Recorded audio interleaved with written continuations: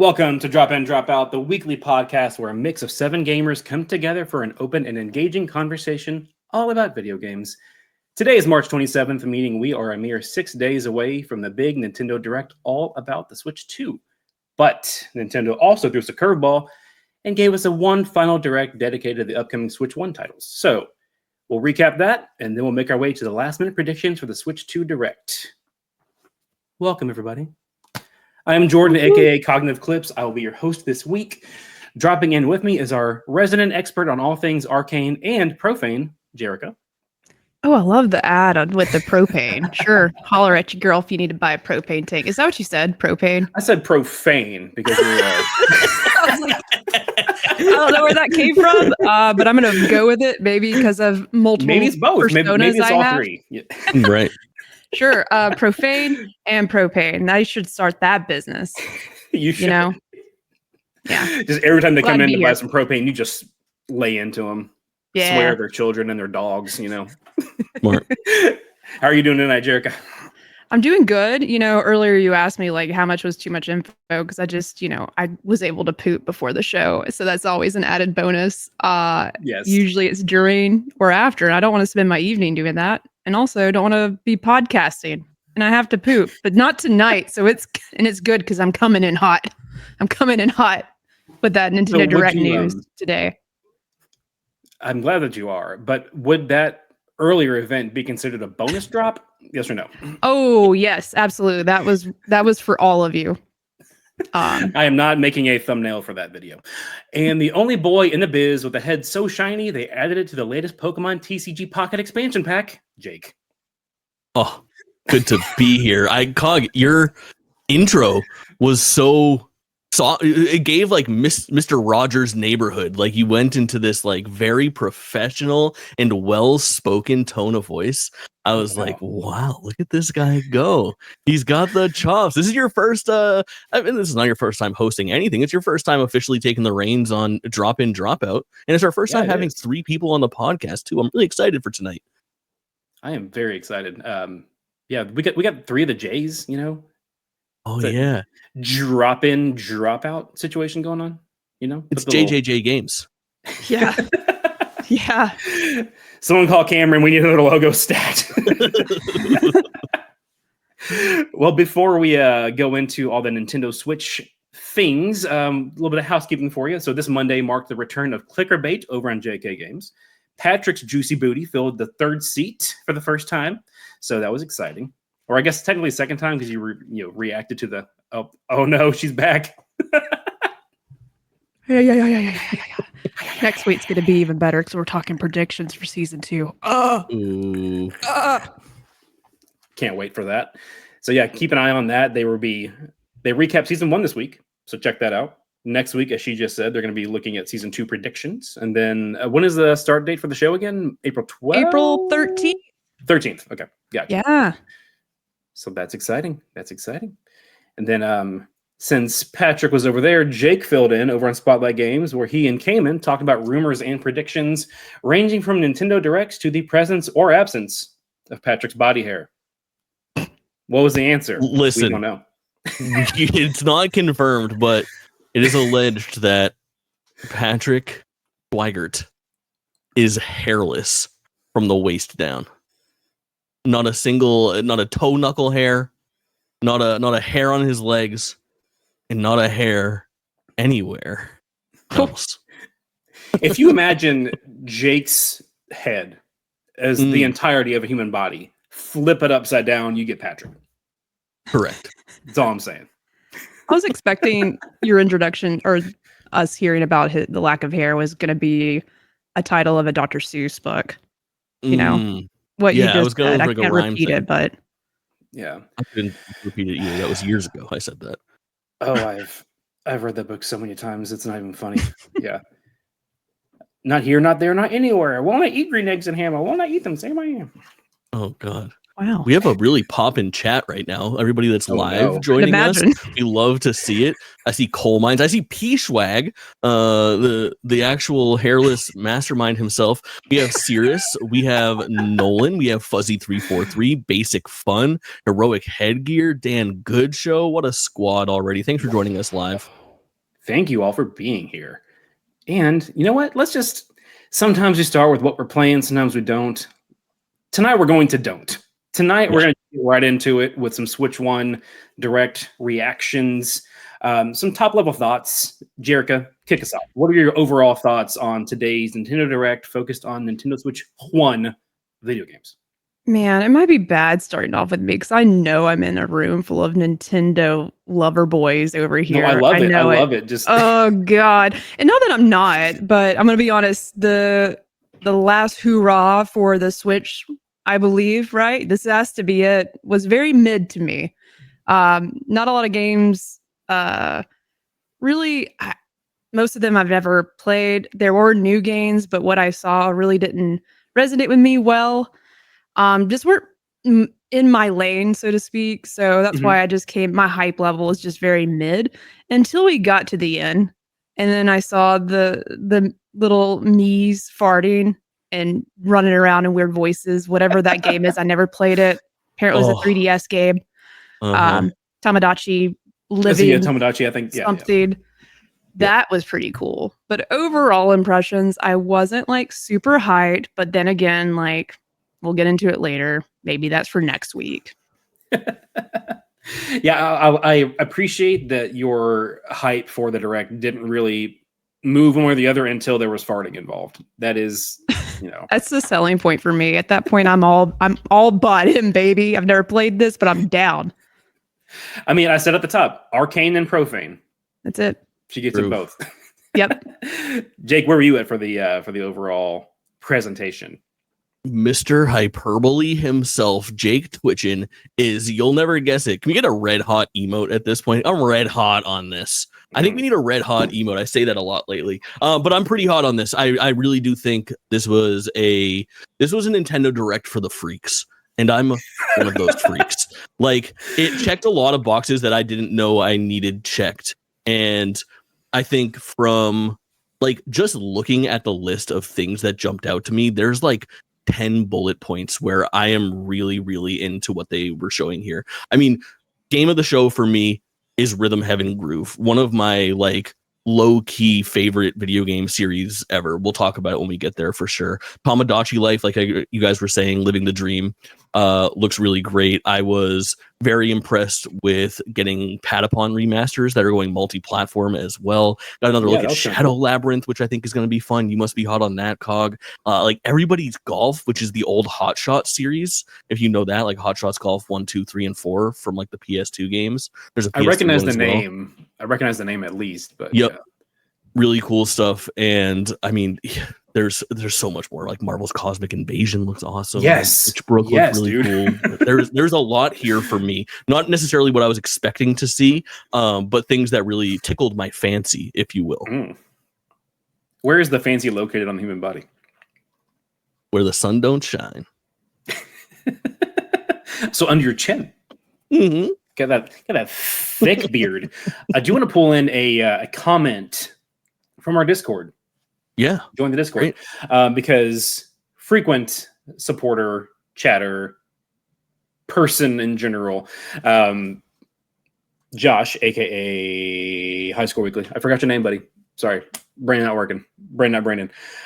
He let us know that just for the Nintendo Cultural Historian translation of the impact for the Direct, that those games that you're mentioning, Jake, Rhythm Heaven and Tamagotchi Life, are kind of like love letters to the fans, is how he phrased it.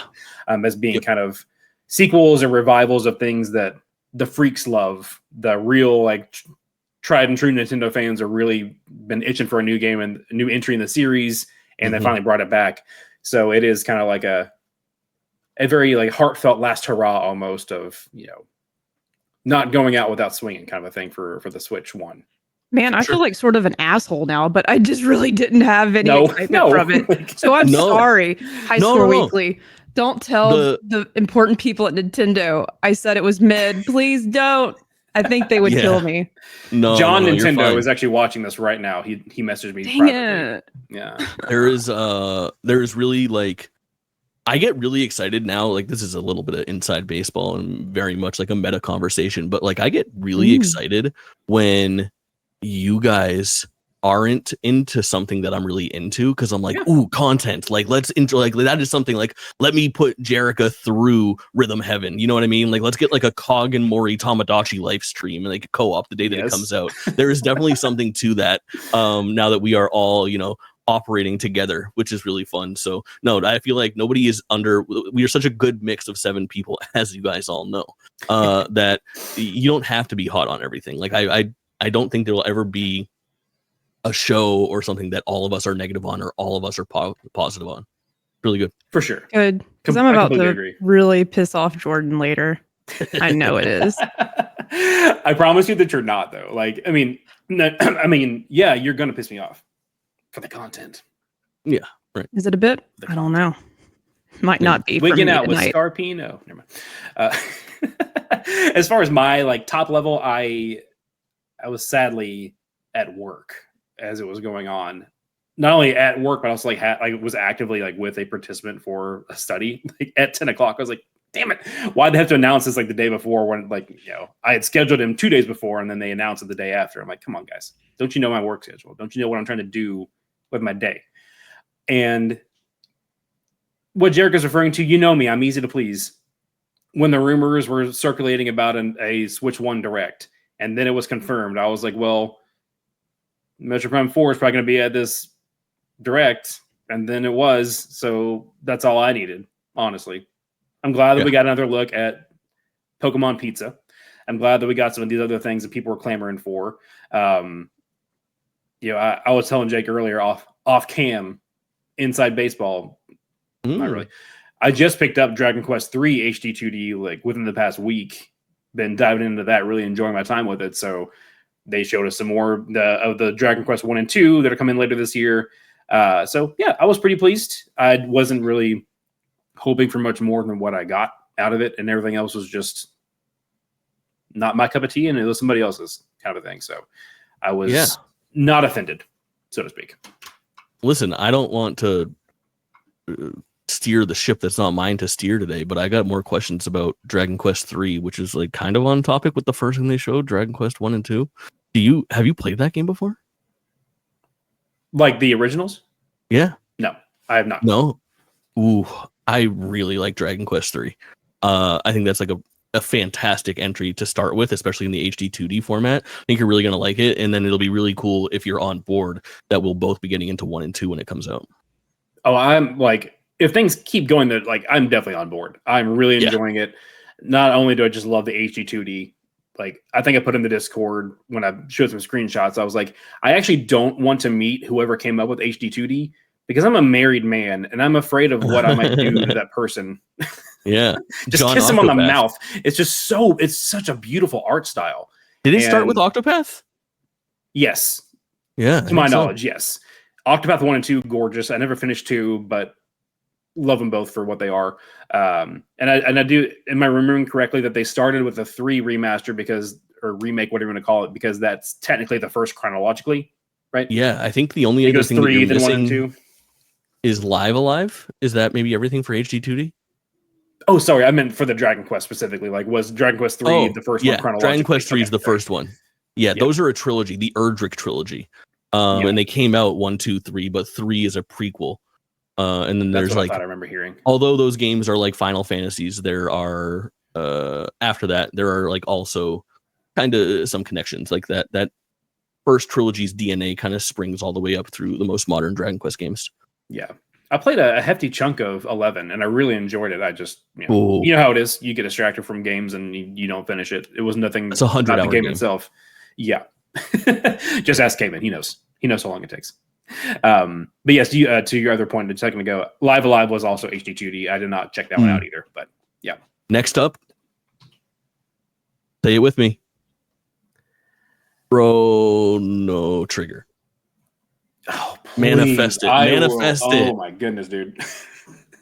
Because this is COG lore, not really lore, I guess, but that is one of my gaming blind spots. Like I have started Chrono Trigger at least twice, maybe 3 times between the 3DS version and the Steam version. And and again, I'm always like, this is so cool. I love this. And then squirrel. I don't know. Something happens and I just don't keep playing it. But that is a goal of mine is to actually finish it on the Steam version since I own it and keep up with it. Because I mean, there's what's not to like about it, you know? Help me understand that because it's always being brought up, and I'm like, I don't know if I want to invest time to play an old game. So Tell me, because here's the deal.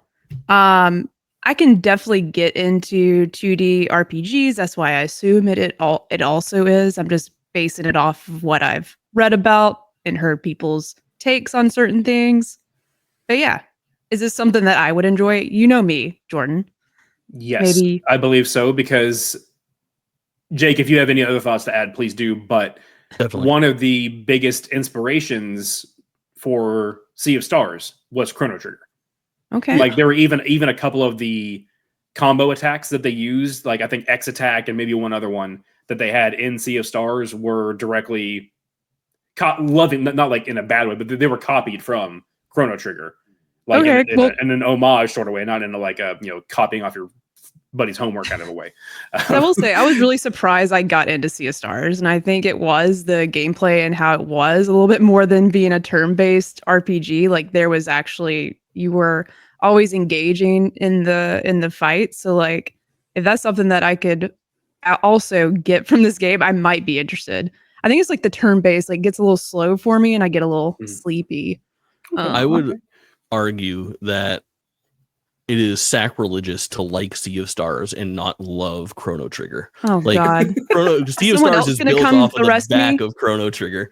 And I will say that I think that game holds up because I, like you, Jerica, this was a massive blind spot for me for a long time. And I was such a fan of like Final Fantasy VI and Mario RPG. And there is like this little cluster of like Squaresoft developed stuff from that era, from like 95 to 99, that I am so passionate about, and Chrono Trigger wasn't on my personal list for some reason for so long. And I think it was like late 2020, early 2021, back when the world was like, still not exactly the way that it should be, like kind of pandemic era. There was like, I think there was like that big winter flare up. Remember, things got bad again after lockdown or something like that, where I was like, okay, it's real inside hours. And I finally dove into Chrono Trigger again, played it out of time much further after I was supposed to. And I had done the same thing. I think I had fallen off of it like an hour in at some point or another. And I jumped in and this game like swept me away. High Score Weekly is in chat saying like the gameplay, the music, like, yeah, it is everything firing on all cylinders. It is absolutely an insane quality video game. The soundtrack is iconic. The characters is probably the best JRPG party that's existed outside of like Final Fantasy X for me. Yeah. Was it sorry to interrupt, was it Mitsuda that did the soundtrack?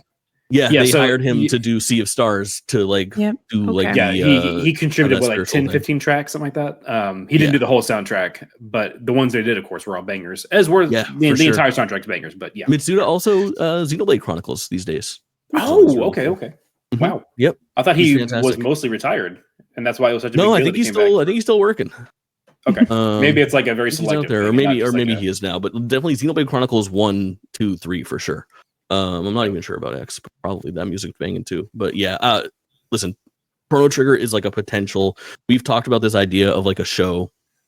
We're 18 minutes into the show and we're just like having a Chrono Trigger review right now, by the way. Like, I'm so sorry. I fail to see the issue, but continue. Yeah, correct. Like I would love that as a game, like at the top of my list of games to like play with like alongside you guys, or just drag someone through, or like have like some kind of game club discussion or something. Like Jack and Daxter comes to mind just because of like everyone's like passion around Naughty Dog. I think is interesting. And then there's like, I see a lot of passion for Sea of Stars, which makes me say Chrono Trigger. And they're both like pretty solid, absorbable video games for what they are. Like not the longest platformer, not the longest RPG. Like we could all do this and it would be fun. I'm sold. I did not expect going into this that would come from this conversation. So I'm a little excited because for sure. Yeah, I've always wanted to play, but I'm just like, it's just gonna be one of those games I pick up and probably never. It's not even worth trying at this point. But no, I'm missing out. The big problem is that like there's been a lot of pulse checks, it feels like, in the industry for Chrono Trigger remake. and it's kind of been floating around for a long time of like, is this coming? Like everyone is just like, it just seems all but assured that Chrono Trigger HD 2D would eventually be a thing. And they did like the Chrono Cross, which is a game I haven't completed. I put like 30 hours into the Radical Dreamers edition a couple years ago that hit all platforms, which was a really awesome way to get that game available to people because it was kind of stuck in time for quite a while as far as like how to play that game.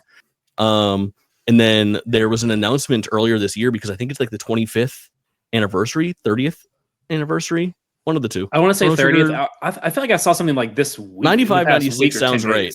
Yeah. Where they kind of said like, look forward to this year as like a celebration of like Chrono Trigger in all things media. So at this point, it would be probably ill-advised to just like start in on Chrono Trigger when likely on the horizon there is going to be new availability. It's got like kind of a raggedy port on current consoles, like the way that you can actually play it. It's not really the best experience. Like the DS version is still the definitive version of Chrono Trigger, arguably like the best place to play it. But when they announce a brand new Chrono Trigger, I feel like the answer is like drop in, drop out, just like gets into that game in a very big way, you know? I'd be down for that for sure. Yeah, I think it'll be good. So yeah, the just kind of going through all the announcements. I feel like we've done this before on Drop In Drop Out, as you've also seen it in other podcasts that we definitely don't copy from ever. But just going to go through the list of what else was announced after Dragon Quest 1 and 2 HD 2D, and we'll just stop me if you want to talk about it, and if we don't, then we at least can say that we acknowledged it and that it existed. So after this was, I'm going to butcher this so bad, No Sleep for Kaname Date from AI, the Somnium Files. This looked really cool, but I don't know what's happening. Agreed. I keep seeing the Somnium Files on sales on PSN and everywhere else, and the art is catchy to my eyeballs, all four of them, but I've never actually pulled the trigger on a sale or even really watching the gameplay or anything. Bunny ears. The B-roll just stopped Cog in his tracks. Oh my god! Clip it, get it on social media. He was talking about his impressions. He was talking about his impressions on AI and the Somnium Files, and the bunny girl Iris showed up on screen, and he completely got sidetracked. It happened. I was like, so I have two browsers up, and so I'm like 3/4 of my screen is the IGN article, then the other fourth is the Dido B-roll, and I'm like, his mind went blank, and then he just goes, "Bunny." We're gonna need to have Patrick come in and do the voices for all the characters there too. That's so funny. And right, no more B-roll for Cog. Oh dear. After that was Raidu Remastered, The Mystery of the Soulless Army. Whatever that is. Following that was Shadow Labyrinth, as you said, kind of up my alley, the Metroidvania. That's kind of, I think it's a chicken or the egg, or maybe they were just co-developed at the same time. This is the game that was kind of showcased through that episode of Lost Levels. Yeah. And then like a week later, they were like, level. Oh, sorry. Yeah, you're right. And then like a week later, or maybe even shorter, they were like, by the way, this is a real thing. Here you go. Where they're like fleshing out the lore of Pac-Man, I guess. I don't know. Or making up new lore for it. Either way, I mean, it looks solid, dude. Like the gameplay, I'm here for it.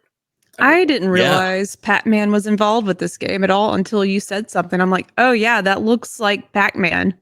Yeah. What the hell? Did he notice crazy. That? It's crazy. I think it's there earlier. Has it been there the whole time in this trailer? Yeah. Yeah, a couple times he even does like the how's my Pac-Man sounds? Wow. That was perfect. That was I feel like I was right there in the maze with you, bro. I was like, Pinky, don't get me. Jake man, save me. After that was the Patapon 1 and 2 replay. As you mentioned before, kind of bringing that. Was that, I believe, a PlayStation exclusive prior to this? Is that right? It was. These are PSP games. Yeah. And they've been gotcha. available on PlayStation. I think they've actually been on pretty much every console generation now. They were like a PlayStation Plus mainstays at this point. Gotcha. Okay. It's fun. I like playing those. Yeah, they are really good. They're rhythm games. I always associate Patapon with Loco Roco. They always feel like two sides of the same coin to me. Like very strange, very like Japanese developed Sony games from back in the day. A lot of like Japan Studio, I think, worked on it. That's why you see such a big presence of Loco Roco, and I think Patapon is involved in that too, in like Astrobot and stuff. Same reason that you get a lot of like Shadow of the Colossus, Eco, and Last Guardian. All the Japan studio people kind of work at Asobi now. But yeah, definitely Patapon is one to look at for sure. If you guys haven't played it before, this remaster is such an easy maybe the easiest recommendation out of like everything that they show here today. Is like, if this looks like something that you might be into, play Patapon 1 and 2 remastered. And it's multi-platform too, which is really cool. That game's coming to fucking Steam. That's so good. Love that. Man, after playing Patapon though, I don't know about y'all, but like anytime like I'm having to think, I just hear the little voices in my head. So like that's my brain for at least the next 24 hours. Yeah. If you want to know what's inside my head, it's just those little guys. Pon, Patapon. Like it's so good. You'll start hearing it everywhere you go. Everywhere. Yeah. Oh no. And there's the spiritual successor to it coming out soon, right? Like what's it called? Ratatan, and that's when it popped up on screen. I thought it was Ratatan because I was not expecting a new entry in Patapon. Well, it's not a new entry, but a remaster or anything like that, which is really, really cool. But I don't know, behind the scenes, I wonder if it's like, wonder what the deal is there, because that Ratatan is like from the original developers, and I guess it's kind of gaining a lot of like hype. People are super excited to jump back into Patapon. I wonder if like the powers that be that own this IP were like, oh yeah, you guys like Patapon again? Like, buy our fucking $30 remaster. I heard you like Patapon. my 2025 fucking Patapon budget just doubled. It was $0, then it was 30, and now it's like fucking $70. Do you have this? Is that like a line item in your checkbook? Like it should your be. Patapon budget for the year. That's a budget, dude. I assume you have a checkbook since you're the oldest one.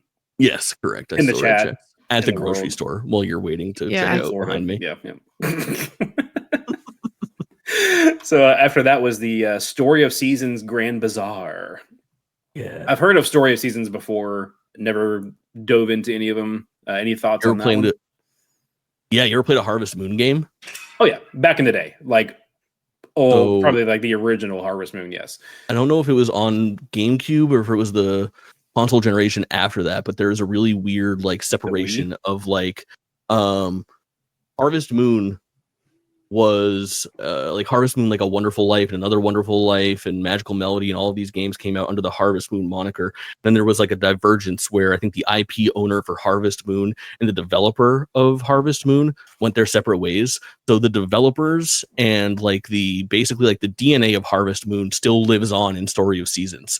So Story of Seasons is the Harvest Moon that is remembered in a beloved way, basically. So if you're an old school Harvest Moon fan, Story of Seasons is actually what you're looking for. Whereas the modern Harvest Moon games are kind of an impression of Harvest Moon and what Story of Seasons is now. So it's kind of messy. And I think it's a net loss, but yeah, because I played a few. I can't remember. Wonderful Life, whatever was on the GameCube. That was my first Harvest Moon game that I ever played. So it's one of the really crazy things. My throat keeps making this weird sound, so I'm so sorry. It's like you ever get like air stuck in your throat and it moves? It's like, yeah. Did y'all hear that? I don't think I heard it, but I'm going to clip it and find out. Okay. The way you describe that just reminds me of this whole Zaum situation where it's like, these people are making a game that's like this, but these people are making a same kind of a game that's like this. And you're like, okay. It's a little messy. I'm assuming this requires less reading, which is why you like them. Correct, for sure. But it's to the point of like Story of Seasons even remakes their old Harvest Moon games under the Story of Seasons moniker. Wow. So you could actually, there's Story of Seasons, A Wonderful Life exists, and it's a remake of Harvest Moon, A Wonderful Life, just with a different title. Like the same subtitle, different title. It's fucking crazy. That's kind of bold. I love that. I know. It's wild out there. High Score Week in the chat says Jerica is method acting as a clicker. That's true. Yeah. Jerica I can't even control crazy it. sounds with her voice all the time, and then wondering why it's making weird sounds. Yeah.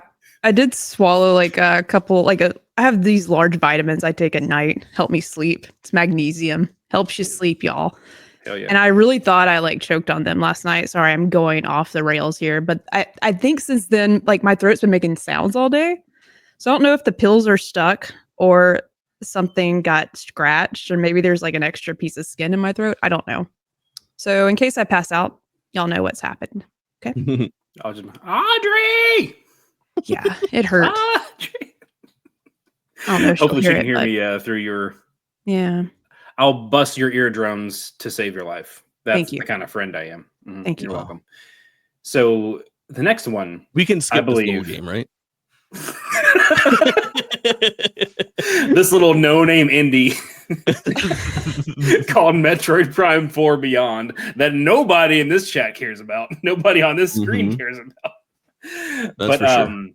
I know that Jerica wants to bring the heat. She's been dying to bring the heat. So Jerica, No, please start. I don't want to take. Okay. You lead the conversation with this game. Fine. Please. Fine. Please. I loved it. I love what I saw. This is what Metroid Prime is. This is Samus in a crazy environment with cool abilities and shooting things and vibes off the charts. The Metroid Prime, sub-series is basically just vibes the games when it comes to the environments, the music, the setting overall. Most of the series is pretty well regarded for its music and atmosphere in general, but you know what I mean? Like the first person perspective kind of adds another layer to it. And I love what I saw. I thought the new suit looked dope. The abilities looked really cool, and can't wait to see more. I don't think this is the last we've seen of it this month. We'll probably get into that here in a little bit with the Switch 2 direct predictions, but I don't think this is the last we've seen of it. Like this month or in the next coming days. I do expect something to be shown for Switch 2, probably like release date for Switch 2. Probably a situation where they didn't want to reveal it today because that would have hinted at when the Switch 2 is coming out. Yeah. I feel like it's one of those things where I can't remember if I had that thought first or saw somebody else say it and then I agreed with it. But either way, I'm expressing it to you now. Yeah. So Jake, I'll kick it to you then, since Jerica wants to go last and ruin our night. Yeah, definitely. I definitely liked this showing of Metroid Prime. I think there are some people that have been talking about like graphical fidelity and stuff like that, but I am not a snob when it comes to that. I'm also old and my eyes don't really see frames. I don't think I'm operating at like 15 frames per second of perception. So anything 30 or over is pretty much good, I think. That explains a lot about you. I'm so in on Metroid Prime 4. I also think that like it seems like they're not showing much of this game despite showing it now like for the 3 times. Like we're pretty much only seeing this one world, and typically there's like going to be some biome changes, some Yes. world differences and things like that. So I think that what I saw this time was the best sell on it so far. I think, it looked prettier maybe in the past and the hype was there for that initial trailer, but I had like actually something to chew on here. Like there was combat, we were scanning things with the visor, and I know it might not seem like the most engaging shit in the world to just like walk up to a rock and be like, but for me as an Outer Wilds enjoyer, I love scanning rocks. Like Yes. there's something very, very nice about that. I think it looks great. I think Metroid Prime 4 is going to be a massive win. I think that that game is primed to be, I think a really big deal. I feel like it's going to do well. Yes. We'll see. One quick thing before we kick it to Jerica. I completely agree with like they don't seem to be showing too much of it, and not that you were saying the opposite of what I'm about to say, but I love that because I've talked about a million times on here, Metroid Dread, I play it so much. I replay it so much. You all will be able to see me play it in the near future. Don't worry about that. But one thing that kind of bothered me about the marketing, like they had that first reveal trailer at E3, and I mean, I popped off like you would not believe, of course, because, you know, even just the name Metroid Dread had been like kicked around for what, 17, 18, 19 years. Cool. Yeah. But anyway, even beyond that, the further trailers that they just kept showing more and more and more of the game. Not necessarily biome-wise, but I feel like the only things that they didn't show as far as suit designs and your abilities in the game, the only things they didn't show off beforehand were like the things that happened in the last hour of the game. Like we knew everything that was kind of like the invisibility Aeon function, the like seeker missiles, all these things that were if not new to the franchise, and at least new to the 2D part of the franchise, were shown off way before the game actually came out. And so for them to be keeping their cards this close to the vest gives me a lot of like, I'm really excited for that. They did the same thing with Tears of the Kingdom, where they managed to keep the entirety of the depths under wraps until after the release, which was insane. Yeah. And like that just builds so much more hype, because then, you know, you still have that sense of wonder, that sense of like, oh, what are they not showing us? And so I'm very excited I'm just as excited for what they haven't shown as what they have shown. Yeah. Yep. I think it's a smart move at this point. I just want to, I wish Cog that I knew you during like the Metroid Dread stuff, and like you just like watching the trailer and then pounding your desk and being like, show more Raven Beak.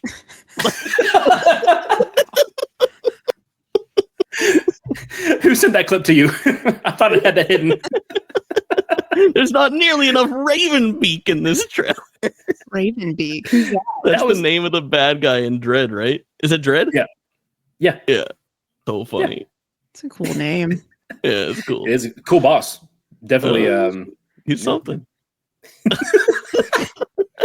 Well, I will say Jerica. this, I think you both summarize like my honest Nintendo opinions. I also agree with both of you. I think they're holding a lot to their chest. But we all know Nintendo. They just got to show little ankle, and that's all we'll do to come running and just give them the money. Mm-hmm. Like, I'm going to buy the Switch 2 when it comes out, and then I'll buy the OLED model that's not going to be out at launch, because I know that's just how they operate. It's okay. I'm not mad at them about it. It's just, they just got to show us some ankle, and that's what they've shown us. And I hope it is more than ankle next week. You know, lift up the skirt. Let us see what this game's truly about, because the little segment that I saw didn't look great to me. I'm going to be honest. Like, that doesn't look like a next gen Switch experience, which, all of that being said, maybe next week is where we start seeing some of the enhancements. I'm just ready for Nintendo to show me next gen, like next gen graphics. Like, what does the next gen Nintendo look like? And I know it's not all about graphics. And Jake, I know you can only see how many frames at once, 15, I think, a second. Who knows? I don't know how math and frames actually work. I think he caps at 20. But I'm just so mad that, and they don't need it to succeed. They're not really a competitor with anyone in my book. Like, Nintendo continues to outsell everybody with hardware. Happens all the time. It'll probably keep happening. So they don't need to compete. But like, I want them to be like, I want these games to run better and look better. And I'm just like talking about Metroid, but it just wasn't a game that, I think the mechanics and some of the gameplay, the fact that she has psychic abilities now looks pretty cool. That's neat. Yeah. But I want to be blown away. But they don't have to do that, if that makes sense, during their events. And maybe that is something that they leave to us to experience ourselves. But I don't know. Like, I want to see something that's going to make me want to get the Switch too. That's probably happening next week. I just want it. I'm just so ready to see it. Jerica, so that was going to be my question. Sorry, go ahead. You go ahead. Okay, fine. That was going to be my question to you, Jerica, was like, was it a matter of literally, like, it didn't look like visually, graphically was what didn't impress you? It looked like Halo 2 to me, but it could have been the stream. I'm not trying to be a butthole. It just didn't look good. No. Like, I'm glad, Cog, that you asked that question, and Jerica, you answered that way, because here's what I'm going to say about like Nintendo fidelity and showing ankle. And everyone says ankles are the titty of the feet. And Do they? I don't know. But I think looking at Metroid and trying to take that in for graphical fidelity and saying that it looks like Halo 2 kind of makes a lot of sense, because I don't think that Metroid, especially Prime games, like being that they're first-person games, first-person shooters, depending on, you know, how you quantify it, is like a great visual differentiator for like Nintendo magic that you would sometimes describe. And I think that what is exciting sometimes about these Nintendo consoles is not so much how good that it looks on like a full video game scale, but how good it looks to like the Nintendo standard previously. And it's always kind of been that way. Like the 3DS looks significantly worse than the PSP. That was a console generation before it, you know, but it's still exciting to see those games on there because we haven't seen Pokemon in that fidelity yet. And Nintendo has, with their strength being games and kind of hardware, it is basically seeing that next step up for those iconic visuals. It's seeing Mario in his new rendition, you know. I guess the GameCube was like a bad example because the GameCube actually was like a pretty powerful machine by PS2, Xbox, GameCube standards. But essentially like seeing that graphical jump and seeing Mario in like a smooth 3D way without those like blocky graphics is always so revolutionary. And, you know, our first time seeing like Wind Waker that has that crazy cell shaded art. I think it is something really special when you see those games that Nintendo has on lockdown that have their own visual aesthetic upgraded to the new Nintendo standard from the previous Nintendo standard outside the realm of standard video game visuals. And I think Jerica's like saying that this kind of looks just like Halo 2 is a fair assessment. Yeah. But I think that's okay. I'm not saying it's a bad thing. I'm just like, that won't sell me on this game. Right. And like, because I've been, you know, I'm looking for that sci-fi adventure, but to be in a handheld form. And just with Nintendo's one of the most popular Nintendo mascots, I could play that. And it's a female protagonist in space. You know, that sells me. And I'm like, man, why can't it get... And it might get love next week. We might see that version, and I really hope we do. Like, I would like something, because I want to be excited about it too. Yeah. And something else I'll say too about just graphics wise, like, yeah, Nintendo, generally speaking, pretty much always is behind as far as graphics power, like all the T-flops or whatever the hell. But where studios, especially first party studios, usually Game Freak excluded because they have, I don't know what their deal is, but like generally speaking with their first party studios like Retro and I forget the name of the people who worked on the Link's Awakening and Echoes of Wisdom, but it's a funky name studio. Keep going. Yeah. But anyway, these people and, you know, whatever sub Nintendo studio is working on Breath of the Wild, Tears of the Kingdom, where they excel is with the art style itself and not necessarily the fidelity of it, because yes, the remaster for Metroid Prime looks it's probably the best looking game that's out right now on the Switch. Like, if not the best, then at least at top 3. And even when I went back, so when Dread was announced, I have problems. When Dread was announced, I literally tracked down a used Wii on Facebook Marketplace for the purpose of going back and also finding used copies of the original Prime trilogy to replay again. And even playing on like the GameCube version of Metroid Prime on a Wii in, you know, 2022, 2021, whatever that was, it still holds up. Like, yes, it's, you know, not to the standard of now, but it's still, the art style keeps it preserved in a way that, you know, if they had gone for photorealistic, it would not hold up that well. Now, I do not disagree though. Like, especially what cracks me up is like the first couple of little establishing shots of this trailer for Metroid Prime 4 don't look great. But then like the third or fourth, like once they like go into like the more wider shot and then like actually having Samus in action, like it looks fantastic to me. And again, it is comparing it to the previous games, comparing it to the remaster that got, you know, put out a couple years ago. So yeah, it's not going to be, you know, Destiny 2 level, you know, to use a Jerica, you know, example. I'm a big fan too. It's not going to be on that same level. It should be. I can't wait to find out next week. It should be though. It's been long enough, Nintendo. But then again, they can get away with it. They can keep doing it because they keep selling the most consoles. For sure. Duck and something Chat else got too, the developer Grezzo, by the way, Grezzo. thank you. Yep. Thank you. I know that Jake can't see it, but another thing that somehow, some way, Retro Studios manages to do with the Metro Prime games is to keep those bad boys at a 60 FPS, no matter what console it is.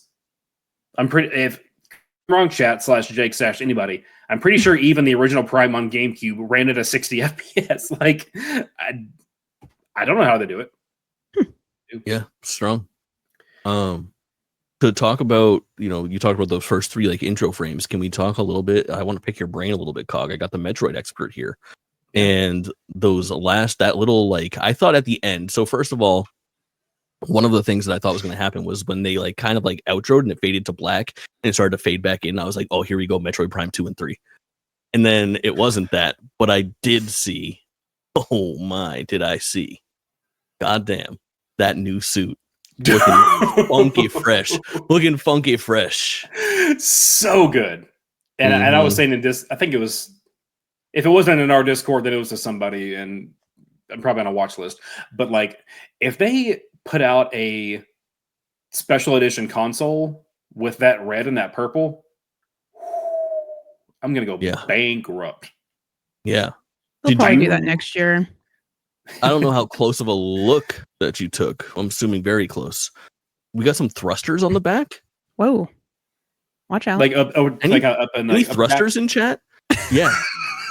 I'm pretty sure there's like jetting out of like the back of her suit. There is like a little like, I don't know, like thruster looking thing. Has that ever been a power up in a Metroidvania? Can you hover or like jump and glide type thing? Or that could get me a little bit more interested. No, not that I can really remember in like a mainline Metroid game. Obviously, there's like the space jump, and a lot of times they'll kind of visually showcase a space jump, like when it pulls out to a third person camera by like having that thruster kick off. Like even in like the opening for Metroid Prime and the remaster, like when she's like do do do do do do do, like coming out of the ship the first time, like it's like you can like see a little like flare from her back when she does that extra jump to do the hero landing. Makes sense. Chat is keeping us honest here. They say it's been there before, but not functionally. Why not functional? Who's going to fix it? Who's going to fix it? The only problem that I can think of is it could be like Metroidvania, even though this is a 3D game, still very much a Metroidvania, could very much break like the sequence of events of how you're supposed to like traverse things. But if it's one of the final upgrades, like you get that suit or you get that suit for a limited time, it could be implemented in like a pretty interesting way where you could, I don't know. It seemed like sequence breaking was built in a very big way to Dread in some interesting ways. And I wonder if that is going to make its way over to Metroid Prime 4 this time around. And part of me thinks that might be via like, I don't think about like when Mario gets his star. Like, what if you get that suit for a very limited time frame and you have to kind of almost like do a little mini speed run to get to where you want to go with the jetpack boost? Whatever sound that you made earlier, Cog, the do do do do do, maybe that's what happens. Yeah, when she's getting her thrust on. Get your thrust on, girl. Speaking of sounds of thrust, I don't know. I don't have anything. Damn it. Speaking of thrusting, Disney villains cursed cafe. Hey, it looks like a dating sim at a bar with all the villains. No, I was reacting to this. And I was like, can I fuck Gaston? All I want to know is can I? I remember you. Yeah. Yeah, the bathroom back there. Me that game Shadow dropped though. It's out. I might stream it tomorrow. No one humps like Gaston. That would be entertaining. So true. When they had the little, they did come in like before they actually show the game with just that one little screenshot, I was like, oh, Wander Stop's coming to Nintendo Switch. Right. Oh yeah. But nope, it was Cursed Cafe. I was pleasantly surprised how many Kayla games were in this. So I know Kayla and Patrick reacted to this morning, and I was like, man, there were so many Kayla games. Like, there's a couple Jerica, because like I like to farm too, but a lot of games that I'm eager to see like which ones Kayla picks up and gets into, including this one. Yeah. I love a shadow drop. I was hoping we would get the shadow drop of Prime 2 and 3 today, but... Yeah, me too. It was amazing. Listen, we're talking a lot about what was here, but there was a lot of things not here. Still, like, elephant in the room over here with these, like, Twilight Princess, Wind Waker, Metroid Prime 2, Metroid Prime 3, Kirby Planet, Robobot. I don't know. What? Wind Waker. That's all I want. Wake my It used to be winds, Pokemon baby. Snap, but then we got that, and it was okay.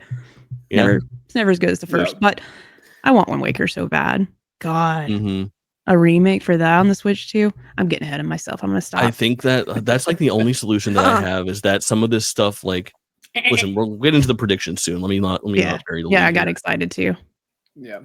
I was actually about to ask, should we keep going through the entire list or should we kind of... You can be a little... We get to a pretty, like... You want me to rifle through some names and just, like, mash, or Cog, why don't you just list them by name and we'll say something if we want to hit them. Perfect. Right. We got Witchbrook. All right. Stardew Valley, Harry Potter.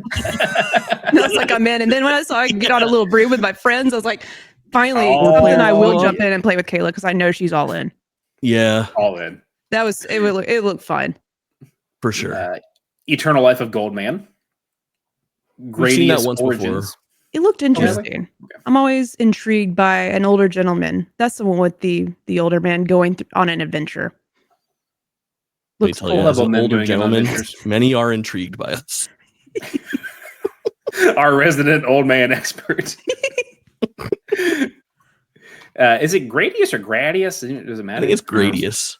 Gradius Origins. What was the other? They were like Gradius and Salamander. I was like, Jesus fucking Christ! Why is it called Salamander?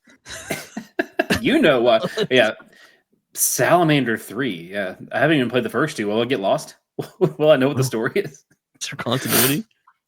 Now this one I actually will drop for just a second. At least the Rift of the Necrodancer coming to Switch. That's exciting because that is one of the games I was able to play through Lurkit. And on Steam, and it's a lot of fun. And the fact that they're dropping the Celeste DLC, that's amazing. Probably have to pick that up. Have you played Cadence of Hyrule?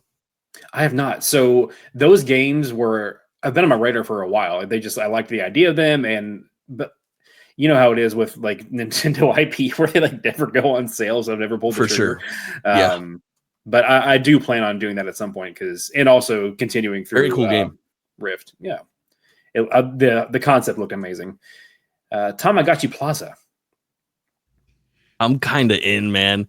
Like it looks dumb and janky, but it's exactly the kind of game that I'll do well with on Twitch. Like I've just come to terms. Like I can stream Assassin's Creed all day long, but those videos will get a couple clicks. It's when I play some little weirdo freako game that like not many people are making content around that I do the best, and I kind of gravitate towards these like cozier games that like people like me don't often stream. I guess I don't know. And Tamagotchi, like it makes sense. It's like a cool franchise. You know what I mean? Like that's a nice IP that's been around for a long time, and I think it's really relatable to people of a certain age like me that had these little keychain things for a long time. I think there'll be some fun. I had one or two of those. Yeah, I love the guy with the lips. He's like looks like two little butt cheeks. I was asking, do you think that thing is gonna fucking poop? Because that was Tamagotchi's like main function was like, is there gonna be a shit on the screen at any point? And I think there will be. The poop wouldn't happen in this trailer, but in a later trailer there would be a poop. Yeah. Look forward to seeing poop on April 2nd. And then next was Pokemon Legends ZA. This is doing it for me, honestly. Like I know we talked about this before on Jerica's episode. Mm-hmm. From my perspective, I'm like highlighting her, but from your perspective, I'm just holding a hand up to a camera. I was like, I didn't know what he was lifting up there. You, girl. I'm trying to lift you up. You raise me up. It looks... I finally picked up after our episode. I think I did tell this to you, Jake. I know I actually told you this one where I finally went back and actually picked up Legends Arceus. Finally. Like, again, just threw caution and $60 into the wind, picked it up, and I'm having fun with it. But it also does look like doo-doo. Tamagotchi doo-doo. Yeah. Whereas this, I don't know what they smoked in between then and now, but this actually looks like a relatively modern game. I feel like it's only because they're in the city, though. Like, and I was really hoping, and I think Jake, I think you mentioned this last time we were talking about Pokemon, in the new Pokemon game. I always forget what letters we're including here, but we were hoping to see like some more environments, but it looks like we are in the city and that's it. In the city. A night cycle that happened. Yeah, So- it is like very strange. Like I love the expansiveness and like the Breath of the Wildness, if you will, that you could see in Pokemon Legends ZA. I liked that there wasn't like, this seems rude, but like I liked that there wasn't a lot going on in that game in some ways. Like I thought it was cool going through this like this idea of having like a area that you have seen before, only it takes place in the past, so it's not established in like the Hisui region or whatever. And you're in these like big expansive areas and traversing the world and your stamina bar, and you were using the other Pokemon to get around, which was a really cool thing that I think that they're losing something here. It looks good. I think I saw more today that was very interesting to me with the day and night cycle and the dedicated zones where the wild Pokemon are. I worry about like the scope of the game and if I'm going to feel like it is like Pokemon of the Wild like I liked. I just don't know. The thing that I keep on saying is like, I wonder if they learned the wrong lessons from Pokemon Legends Arceus' success. Something I will say about the scope of it is that obviously Lumio City is based off of Paris. Paris is huge. And the game map that they're showing for in these trailers is, I mean, obviously very much a lot bigger than the 3DS or regular DS. I can't remember which console was on. How much they had like 5 streets that you could go to, and it was pretty big for that, for a little handheld at the time. Yeah. But I feel like what they've shown us is probably not. It's not conveying the scope of it as well as they're probably hoping it would. I think that there's going to be a lot more to it. Like think of. I've never been there, but I just know that you think of like Central Park in New York and how humongous that actually is compared to like what you just think of. Oh, it's a park, and like no, it's like the size of a city, basically in the middle of a city, but it's a park. So I think that's going to end up being the case, and maybe it is to their advantage that it's not as like wide open, and that there's other things to kind of almost like show the bounds of how far you're able to see. That way, it actually keeps the fidelity somewhat.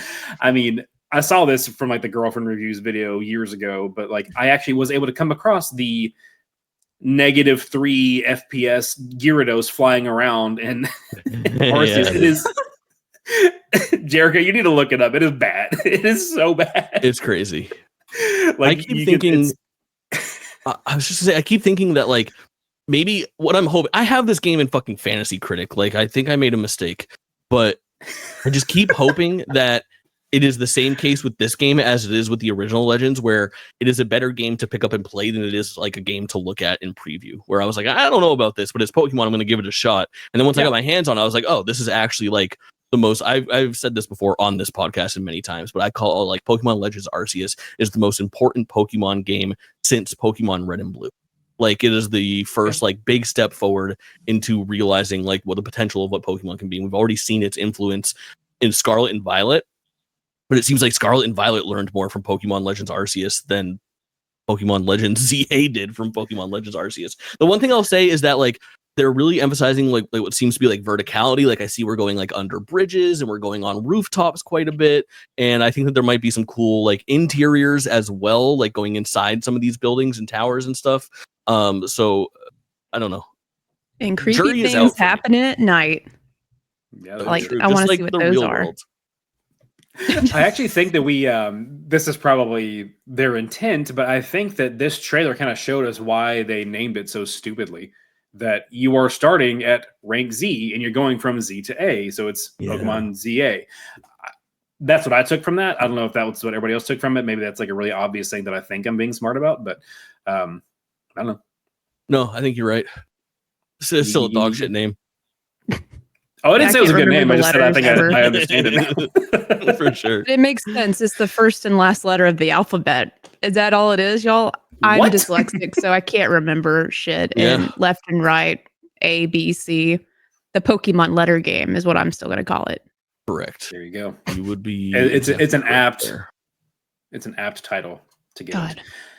Next No, was I'm just a the, derp. and that's fine. We love you anyway. It's not. Rhythm Heaven. Quit being nice to me, Cog. I'm ready for us to argue about something. Let's get. Yeah. I know it's not about me being a derp, but it's happening. We're gonna fight tonight. Hell yeah. I don't know what Rhythm that Heaven looks like. Groove. Yes. Jake, this is one that you were hyped about. This is one of the. Was this one of the this is my old game of the series? show. Yeah, this is my game of the show for sure. So Rhythm Heaven Game of the show. first came to the US as Rhythm Heaven. In Japan, it's like Rhythm like Tengoku or something like that. And there was a Game Boy Advance version, which I've never played, which actually has a fan translation port as like Rhythm Heaven Silver or something like that you can actually go out and grab, which is something I Gold and really silver? want to do before Groove. But Rhythm Heaven shares a lot of its DNA with WarioWare, where I think if you look at that trailer again, you will notice that and you'll be like, oh yeah, okay, I can kind of see that. There is something so special about Rhythm Heaven. It is just supremely fucking weird and very, very fun. There is something so fun about these little mini games. They are surprisingly challenging. You do need to have very good rhythm. This is not like Guitar Hero where it'll be forgiving and you can turn on easy mode. You will get stuck on levels for a decent amount of time and then eventually figure it out. But these are such fun video games. And there's, I think, 3 versions. I want to say that there is like a 3DS version and a Wii version. And it's been 10 years or so since the last Rhythm Heaven Fever came out for the Wii. But unbelievable, always a really interesting in-game soundtrack as well, with like original music and like lyrical songs. There's a song called Heaven Tonight from Rhythm Heaven Fever that is just like a glorious video, like a glorious piece of music that everybody should listen to, that just happens to be the soundtrack to like a series of mini games in Rhythm Heaven. Really, really cool. Very nice. Yeah.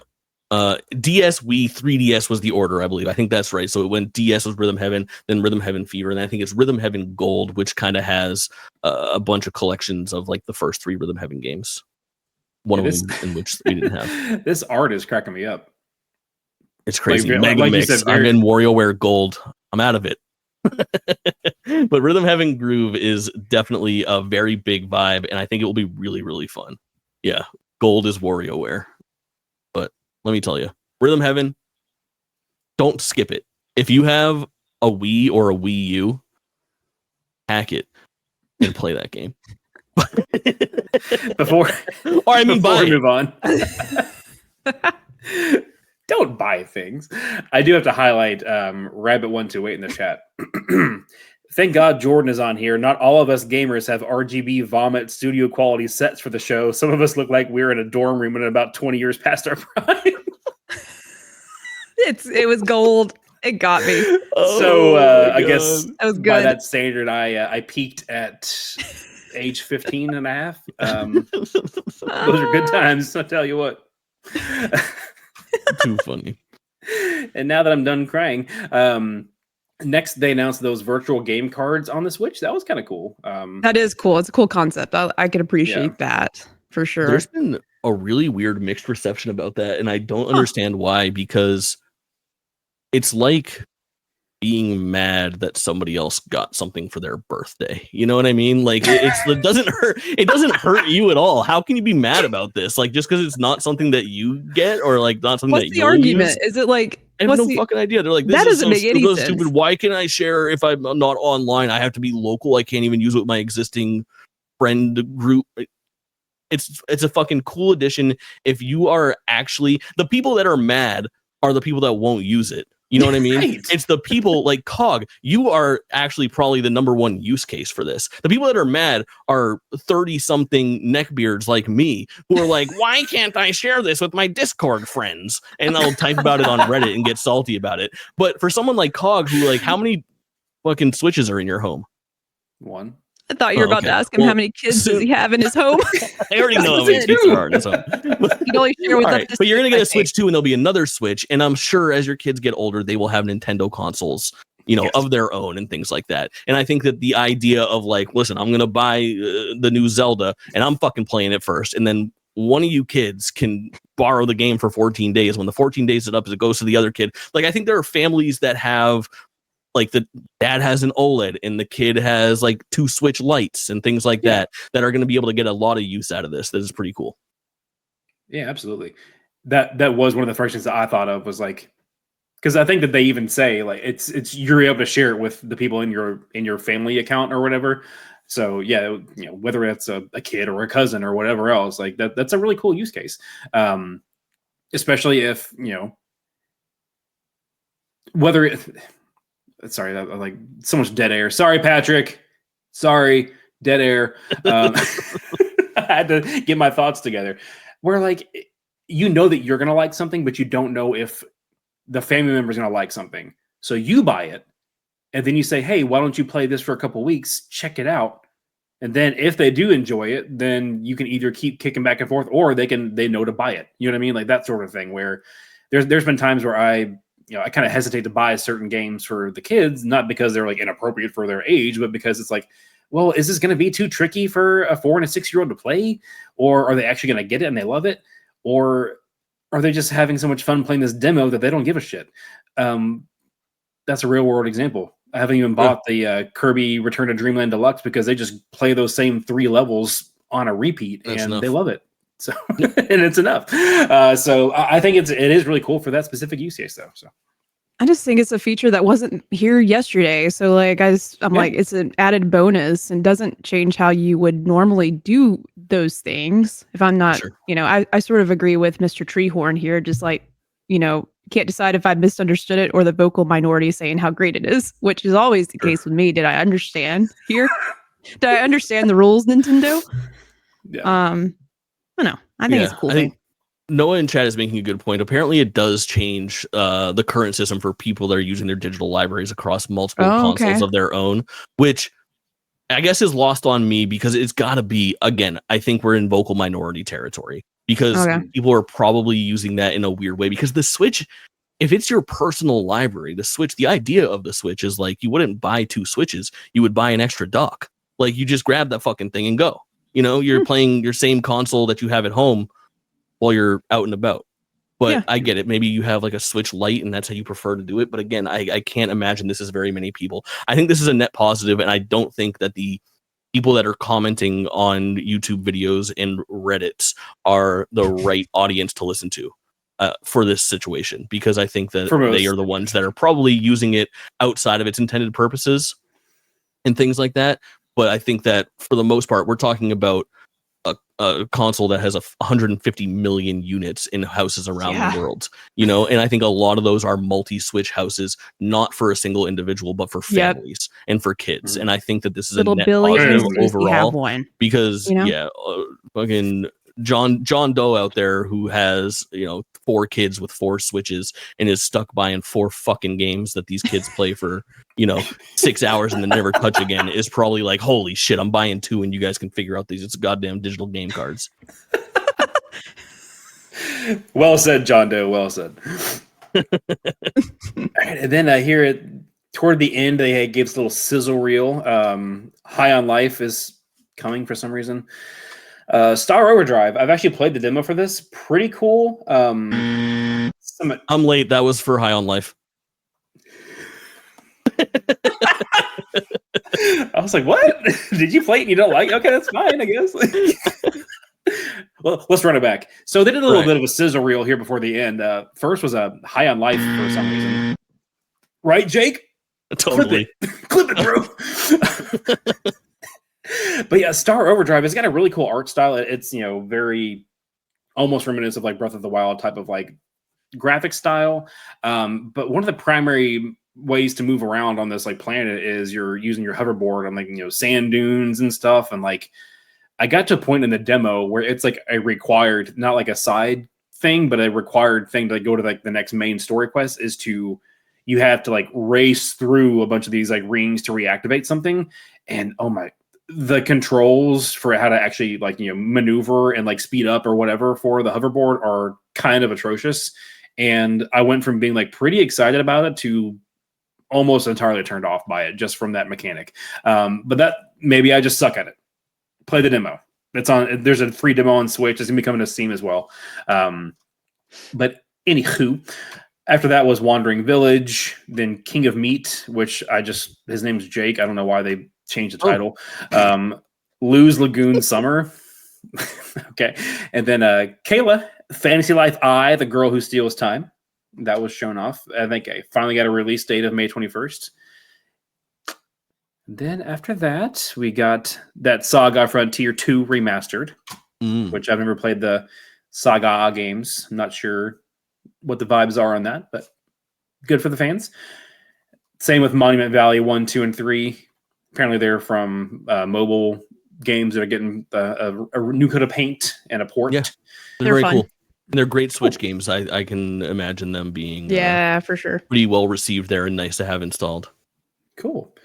Everybody Golf Hot Shots, which I believe you were saying earlier was a previous PS something. Much like, I don't think that there is a, like, it's a little bit of the Harvest Moon Story of Seasons thing that we were talking about before.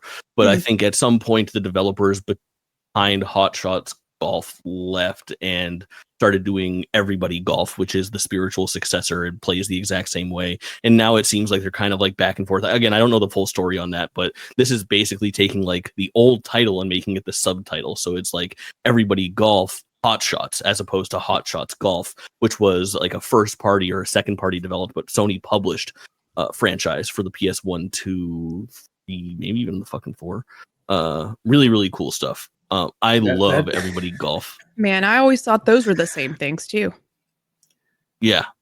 The way that you just described it just reminded me so much of Like a Dragon, where it was in the States was Yakuza, but apparently in Japan it's always been Like a Dragon, and then they transitioned it to being like Yakuza Like a Dragon to now just being Like a Dragon, but then they had a show come out called Like a Dragon Yakuza. I'm like, stop it. Right. Yeah. Please stop. my chat that's smarter than me over here is saying Everybody Golf was the franchise name in Japan. Hot Shots Golf was the North American and European name. Okay. So I guess it is like a Yakuza situation. Very cool stuff, but these are really cool. They're very similar to old Mario Golf games in the way that you swing your club, where you're triple tapping A to swing, A to kind of hit your power, and then A to hit your accuracy, or X. So it's a very like fun arcadey golf game. Doesn't take itself seriously. It's absolutely absurd with its caddies and mini games and special modes. I think this will be a fun game, especially with some nice online play and functionality and stuff like that. Cool. Good fit. Speaking of triple tapping, there was also Marvel Cosmic Invasion. Oh, segues are good. That looked, at first I was like, what is this? Because I just saw like a couple of screen grabs, like not the actual gameplay. Then I was like, oh, I see. Then I saw those from the people that did Shredder's Revenge, which I know was pretty well received. Yeah. And I was just almost getting vibes of sorry. .mu is the name of the developers. Oh yeah, I see now. Or the publishers, yeah. And they've been on a pretty good fucking tear of developing and publishing some insane 2.5D, 2D rehashes. I think they were behind like Streets of Rage 4, Shredder's Revenge, the Power Rangers game, Rita's Rewind from earlier, earlier this year. Really, really good stuff, and seems right in line with those. Just an old school looking beat 'em up. It looks like, the Simpsons game or the old X-Men arcade game type of thing that you would have seen at your local bowling alley or arcade back in the day. Yeah, it almost reminds me. It almost looks like a mix between those old X-Men arcade type of games and also, X-Men Legends and stuff. Like obviously, it's a lot more side scrolly and not the whole like ISO 3D style. But yeah, that looks awesome. I'm excited for that. Absolutely. And then I think that the last game shown was Tomodachi Life: Living the Dream. God, yes. I never played it, but I'm sold like instantly. I was sold at the fart. Tomodachi Life is so good. It's one of like a few games that are kind of like, I always think of like it kind of spawned off of like the Miiverse sort of idea. Mm-hmm. And there's like Miitopia and Miitomo, which was like the social networking app, and Tomodachi Life that I always kind of like lump together sort of. But this is the one. This is the like life sim. It's a little Animal Crossing pilled. It's a little like Stardew Valley pilled. You are, we're living in a society doing some weird, funky, very Japanese things. And it is just this part. It is just to talk to me. Yeah, it's so good. This game is so weird. It Let's is go. so weird. I really cannot wait for this, and I can't wait for more people to like. It's one of these like cult classic games where I think there's a generation that is a little older now that is very into it, and I hope that it has its time in the sun because it was extremely popular in Japan and worldwide, but not so much in the US. And I think it kind of came out and snowballed in its popularity a little bit. I think like worldwide, the 3DS version of Tomodachi Life is in the top 10 games sold Oh, wow. for the console, for one of the best selling consoles of all time. Okay. It's absolutely insane. Very, very popular stuff in the long run, but I hope it has its like pop culture moment. It seems like the reception is crazy. A lot of people in strange online circles are bugging out about this, and I'm one of them.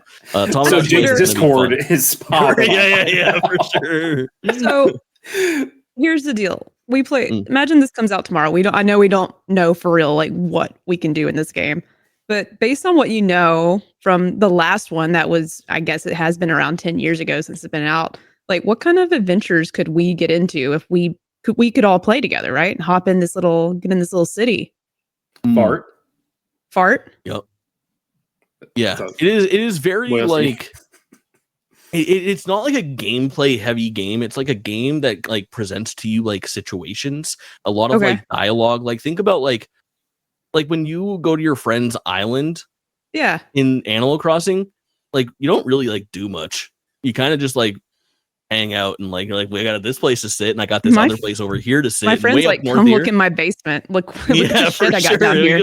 We can all sit in there too. Like where else could we all sit? You guys want to see some more shit? Let's go to someone else's place and see their shit. Like it's just like a customizable kind of like interactive game, and I think that it's like it's a little more interactive than Animal Crossing with like the relationships that you build with other people in there, and it is also really funny because it's much more customizable for your like Miis and stuff like that. So like, I might show up to your island, and whereas like my villager is going to look like maybe I'll be wearing like a cool hoodie or something like that, but I might show up and be fucking Batman, like you could just, have you guys seen what people make with Miis? It's insane. Sometimes Borat shows up in my Mario Kart Online games. What's he doing there?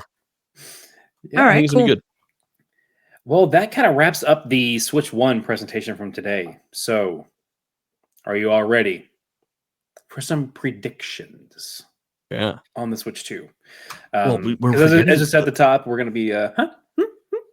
It's the first day of fucking Nintendo Today. What the fuck? Oh, Nintendo Today, the brand new app for your smartphone, where you can learn about what's happening today at Nintendo. Right now. Oh, God. I don't know. I actually did download it, and it's pretty cool. I want to say that they actually listened to my appearance on Dido 2 weeks ago, and intentionally said, "Hey, Jordan, for you specifically, we're going to give you several options for calendars, and they're not Metroid. Yeah, none of them Metroid." What did they give you? I don't know how to change the setting. Oh, here we go. Calendar. This is so exciting. Somebody else talk for a second. Give me some thoughts. I don't think that this is really needed, and I don't think that this is a very good. I don't know. The thing that my chat immediately started saying was like, "Stop making me download different apps. Why is this not in the same app that Nintendo Music is in? Like, why can't I launch Super Mario Run from this?" Which I think is like a very good point as well. I really think that it's a endless conquest of Nintendo being weird with their online services, but there is now, like, when you search Nintendo, like things published from Nintendo Entertainment right now, you have Super Mario Run, you have Mario Kart Tour, you got that Fire Emblem game, you have Nintendo Music, you have your Nintendo Switch Online app, like, and now you have Nintendo Today. Like, it's getting a little bit out of hand. There's a parental controls app too, says Noah in the chat, which is pretty interesting. I just don't know why that's not all together. For sure. I just sort of hate that it was like the last thing. I thought they were gonna do like some kind of send off to the Switch. Not that they, not like a formal like, funeral or anything, but like, I don't know. I thought they were about to announce like going forward, this is gonna be, and they sort of did with the app, but I didn't expect it to be an app. I thought they were gonna like introduce us to their just new way of doing directs. And like what that was going to look like. That's my worry is like, I don't know, like, are we going to have like a weird day where all of a sudden like we open up like Twitter or Blue Sky if you're in a bubble. I'm just kidding. I'm so sorry. I keep making fun of fucking Blue Sky. I hate Twitter too. Don't get me wrong. It's just tough. It's just tough to make it all happen over there.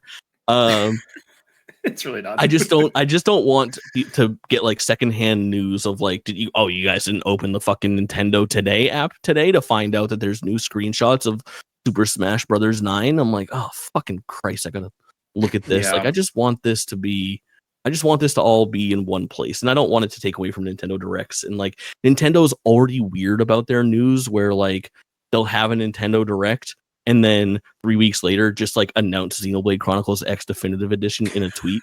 Like, what the fuck? Quit. Like, I don't know why. Like, they do that all the time too. They do. Or like maybe you'll have like a Nintendo Switch 2 presentation scheduled, and then you'll put out a Nintendo Direct. It's like literally ankle or titty. Like nothing in between. You know? I need an app that's both of those combined. It's just a titty on top of an ankle. And it's like, how do we get here? You know? Yeah. I'll draw that later too. For real. Please do. For our sub Discord, Dido After Dark. Sign up now. But that kind of kicks us over to the Switch 2 coming out next week, the Direct on April the 2nd. Once again, plug the Discord, join the Discord. We do our best. I think we have a good track record of it. We kind of make new threads every week for the upcoming episode. So usually Monday, Tuesday-ish, we will throw in a question or a poll or something that you guys can also participate in. So I asked our audience, when will the Switch 2 release? Because that's the first thing I want to ask you guys as well. So we had 15 responses, and we had 8 saying May or June, including myself. We had a couple votes for July to August range. We had a few votes for September to October, and 1 vote for November to December. So where do you all fall in that? I'll start. Yeah, Jerica. I believe I looked this up just to double check, but I don't follow Nintendo's launches and like when certain games. Obviously, it's been a while for a console. Like what type of quarter? Where did they like the end of a quarter, beginning of a quarter, all that stuff? But I definitely see them wanting this out. Like I think it's going to be like middle of June. Like I'm trying to get really specific, middle of June. Because they do want to get it out before the holidays. And I'm sure there's multiple games. We're not going to get all the games we're going to want for this year at launch. I'm sure they come August, September. I don't really know when, like, if we got a Mario game, would that be out around the holidays? That's what I sort of predict. But, like, I definitely think it comes out this summer. It definitely wants to come out. Not that it would be impacted, but before Grand Theft Auto does. I think, like, with everything else, if that comes out this year, like this is going to be something that comes out in the summer. Fair. Jake, your thoughts? The Nintendo Switch 2 will launch on Friday, June 6th for a suggested retail price of $449. And the launch will go on to become one of the most successful console launches of all time. Oh, Nintendo at the top of their game. Yep. I love it. I do think it's going to be $400 though. I don't think they go up to $50. I think they keep their price point. It might be. But now when the OLED launches, that'll be $450 for sure. Maybe that's right. I don't know. The only thing that I think about is like, I get like prices will go down and stuff probably, but like it would be it's really tough that you would have to go out right now and to buy a Switch OLED. It's $349, but if you would have waited 3 months for $50 more, you would get a Nintendo Switch 2. I was thinking the OLED gets a price deduction.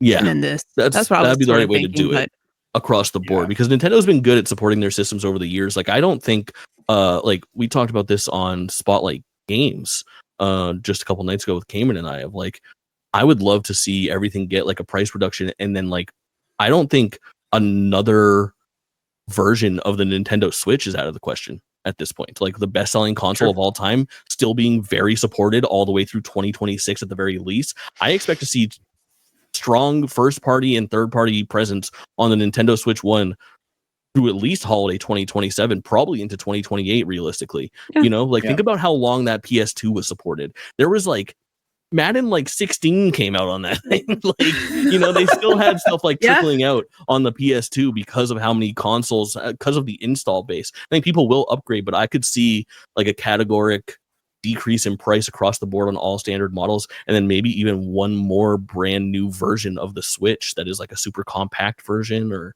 something along those lines that takes like the form factor of the Switch 2 or something like that.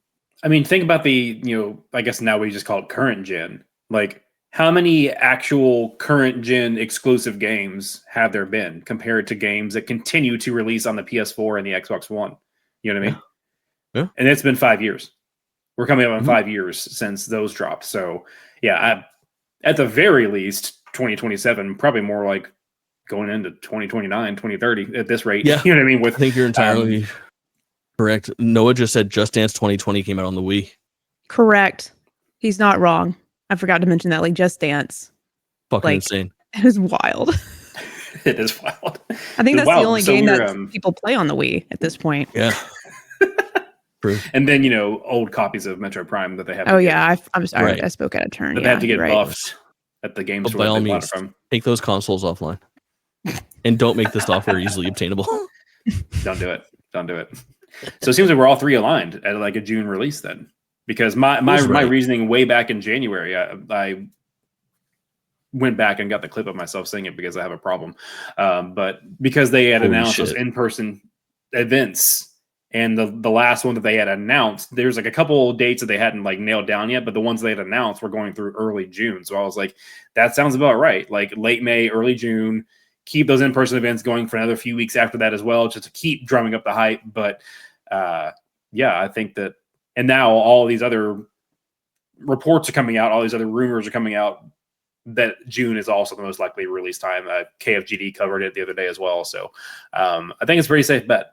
We're definitely before the end of summer going to see this coming out. And Jake already kind of kicked us off with the cost. I think we're all pretty aligned on that as well. Between 400, 450, depending on if they actually have an OLED model at launch. Do you think that's a possibility? I mean, you sort of convinced me, Jordan, on it not being the situation because like keeps costs down. I do, and just like everyone else with hardware, like you're just showing ankle right now, and that ankle is going to be really nice, but then next year you're going to want a little bit more. So I'm sure there's plans for an OLED, but I don't think it happens at launch either. Yeah, start with the ankle, then get this hit. So true. The Nintendo Switch 2 is so widely leaked hardware-wise. Yeah, that I feel like if there were going to be multiple SKUs, we would already know about it. And I don't think that's at fair this point, too. like I don't think that they're going to be. I mean, the Switch 2 launched with 2 SKUs. It had the gray combo and the neon combo. They were both $350 retail, 300 retail. But there was no difference. It was only just like the color aesthetic. But even that we haven't seen at this point. We've seen that black controller is basically like in the fucking hands of anybody who wants it that has a Kinect. And I don't think that we're going to see any big surprises from like a size or capacity standpoint either. I don't know. Really simple. Yeah, I think it's single SKU launch. You want a Switch, buy a Switch. But I do think this might be off. This is kind of expanding. Maybe I'm going too far ahead, but I do think that there is going to be less of a scarcity issue this time around. I feel like they've had so much time for this console to put this thing into production that I bet there are like boxed Switch 2s sitting on pallets right now, ready to ship out around the world at this point, like already being mass produced. I think that a lot of what the industry insiders had found out about leading up to the launch and the reveal and all that say that exact same thing, where it was so heavily rumored to be coming out at the end of last year, and then all of a sudden they had to, quote unquote, had to come out and say, we're going to show you something before the end of March of 2025, but don't hold your breath just yet, kind of a thing. And I think that with them coming out, not only all the insiders, but Nintendo themselves coming out and commenting on the shortages for all shortages of stock for the original Switch launch, and how hard that was to find and how they wanted to avoid that if at all possible. I think all those signs point to what you just said, as far as they're going to have a huge launch that's actually ready to keep up with the demand that's already going to be pretty high. So I look forward to seeing that this year. Yes. Was that a good impression? I think so. But speaking of the SKUs, though, one of the big things I wanted to throw to you guys was how are they going to be handling the cross-gen games? So we probably got a few other, possible candidates for today's direct, but two of the ones that we knew for sure were going to be cross-gen, at least, backward compatible, however you're going to phrase it, were Pizza and Metroid Prime 4. So how do you see them handling that SKU? Do they go the PS4, PS5 route and have one like the previous gen be 60 and the new gen be 70? Do they have them just straight up be backward compatible and no actual extra flair to it? Like, what do you think they're going to do with it? I think it's going to be similar to like, the PS5 and the PS5 Pro. I feel like it's the same game, but it will run better on the Switch. And I think they do that for at least the first two. I'm not really, I base this off like, I'm a PlayStation. I could talk about Xbox a little bit more, but like Nintendo, like hardware stuff, like all I know is they just sell. I couldn't tell you how long like certain games stay a part of this generation where they stop like making certain games for an old generation. But I feel like Nintendo's just not that, usually doesn't do a lot of that, right? I can't really think the Wii U is different. That was a different generation. Can't really use that as an example. And you can't really use the Wii U as an example either. Like, I don't know how to compare. The best example that we have is Twilight Princess on GameCube and Wii, which were very interesting because the way that they came out involved a cross-generational reverse, where that game was announced for GameCube and then delayed for a very long time.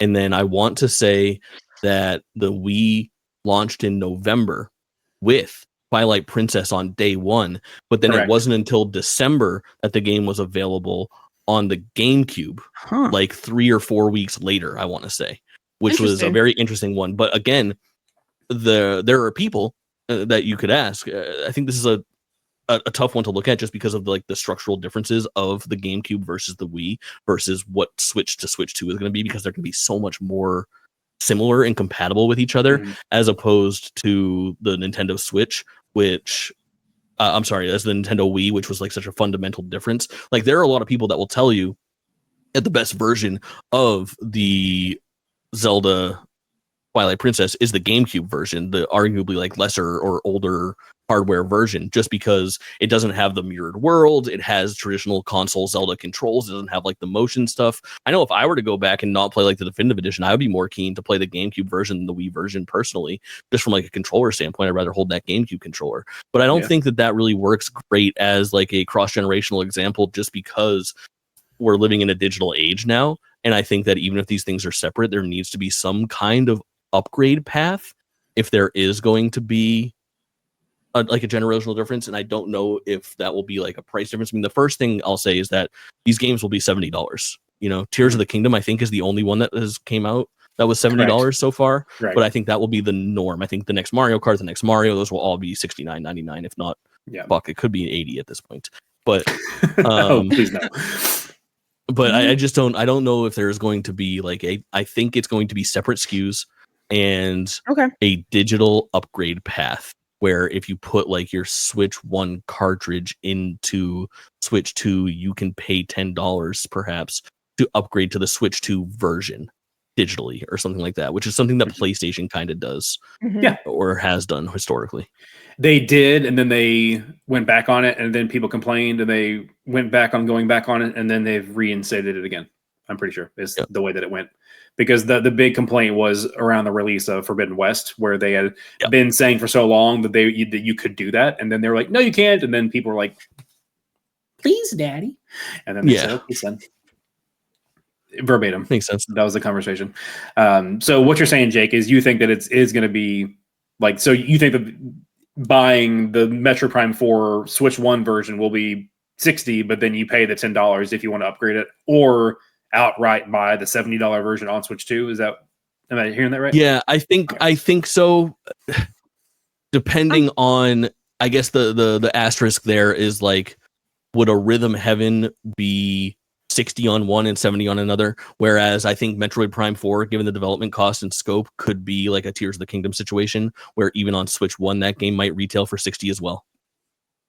You mean 70? Oh, 70, sorry. Yep. Yeah. Yeah, that's kind of where I'm at. Like, I think I'm still leaning toward, generally speaking, for like broader scope, 60 and 70. But I think for games like Metroid Prime 4, yeah, they're probably going to be a flat 70. But there's got to be something like Jerica was saying with the PS5 to PS5 Pro, where like playing it on the Switch 2, regardless of which version you have, is going to like give you the bump up in fidelity, going to give you the bump up in like maybe they have like take I advantage of just some feel of like the features. Nintendo's greedy, and it's going to be $70 on everything, but you get the added bonus by playing on the Switch too. But I'm Yeah, just not it's that entirely knowledgeable possible. with it. Like what y'all shared, like Jake, makes more sense. But like my gut reactions was that like it's the same price everywhere, which I know sounds a little wacky. No, it doesn't mean like because like we were saying, But I don't want to spend $450 on a new console and those bells and whistles. It's fine. But it does suck for that person that has to pay the same for the game. See, now I'm having this conflict in my head. So I don't know. I can't wait to see. Yeah, I think what Jake said kind of makes more sense though, as far again for the bigger names, because of Tears of the Kingdom being the keystone, like being the example of it's a Switch One title and it's the only one they've ever actually said like, hey, this is so large in scope or whatever else, so we are going to bump up to the 70, and then we haven't seen it again since. And so if they were going to start implementing it again, it could be for the cross-gen games. Here's the deal. I have held off playing and finishing Tears of the Kingdom because I want to play it on this thing. That's going to be the first game I play on the Switch 2 is Tears of the Kingdom. And if I have to pay $10 more, like, is that going to be the situation we think's like similar to what you said with PlayStation? Am I going to pay just $10 more now, or am I going to have to buy a new version of the game? Like, I can see it going both ways. As historically greedy as Nintendo can be, I don't see them charging a $10 upgrade for a $70 game already. Like, I think even they have limits when it comes to that. I think maybe I'm wrong. I think that they will, and I think this is how they'll frame it. I think that these games are going to release in a very similar manner to like, let's be honest, this has happened already a lot with the Wii U to Switch ports where like there was no upgrade path there. And I get that there wasn't a very big install base, but like I didn't get a fucking discount on Xenoblade Chronicles X because I brought Xenoblade Chronicles X Definitive Edition or anything like that, or vice versa, however I described that. And I think that the way that they will kind of frame it will be, we are not putting out Zelda Tears of the Kingdom for Switch 2. We are putting out Zelda Tears of the Kingdom Definitive Edition. And Zelda Tears of the Kingdom Definitive Edition is a $70 game that is a Switch 2 exclusive. However, for owners of Tears of the Kingdom on Nintendo Switch, if you own the online license or if you own the thing, you can upgrade to the definitive edition for this price. I think that like Nintendo historically loves to add, like they did this on Wii with like new play control, I think was the name of it, where they put out like Pikmin 1, Pikmin 2, Donkey Kong Jungle Beat, and a few other things that were available to be played basically with like your Wii remotes, and they kind of just like framed it differently. And I think that's what they'll probably do here. I think it'll be like a completely new SKU and a new name for the game, as to like take away from that like harsh feeling of like, fuck, I gotta pay $10 for this fucking game to play on this system the right way now. Like, now I need this new title. You're making a lot of sense, and that bums me out. I agree. I can't wait. I can't wait to see how Tears of the Kingdom runs on this thing. I want to see that in action. Agreed. A lot of I can't remember which conference it was, but it was something maybe last summer, last fall, where there's a whole lot of rumors that they're behind closed doors showing some of the bigger name developers.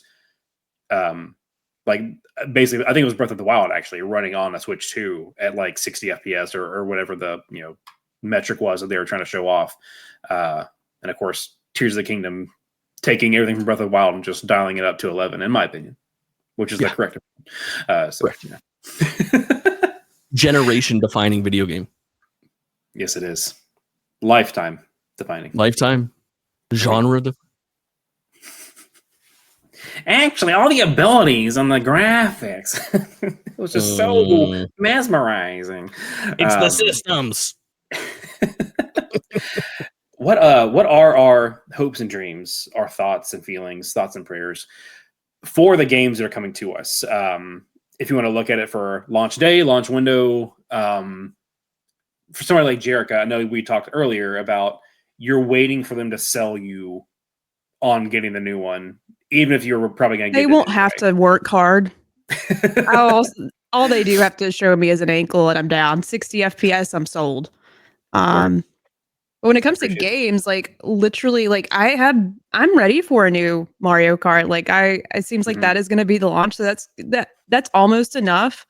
I'm looking forward to playing Mario Kart on this. I'm looking forward to getting back to Tears of the Kingdom, and hopefully Wind Waker gets some kind of love this year, if not next. Like it's got to happen soon. I don't care.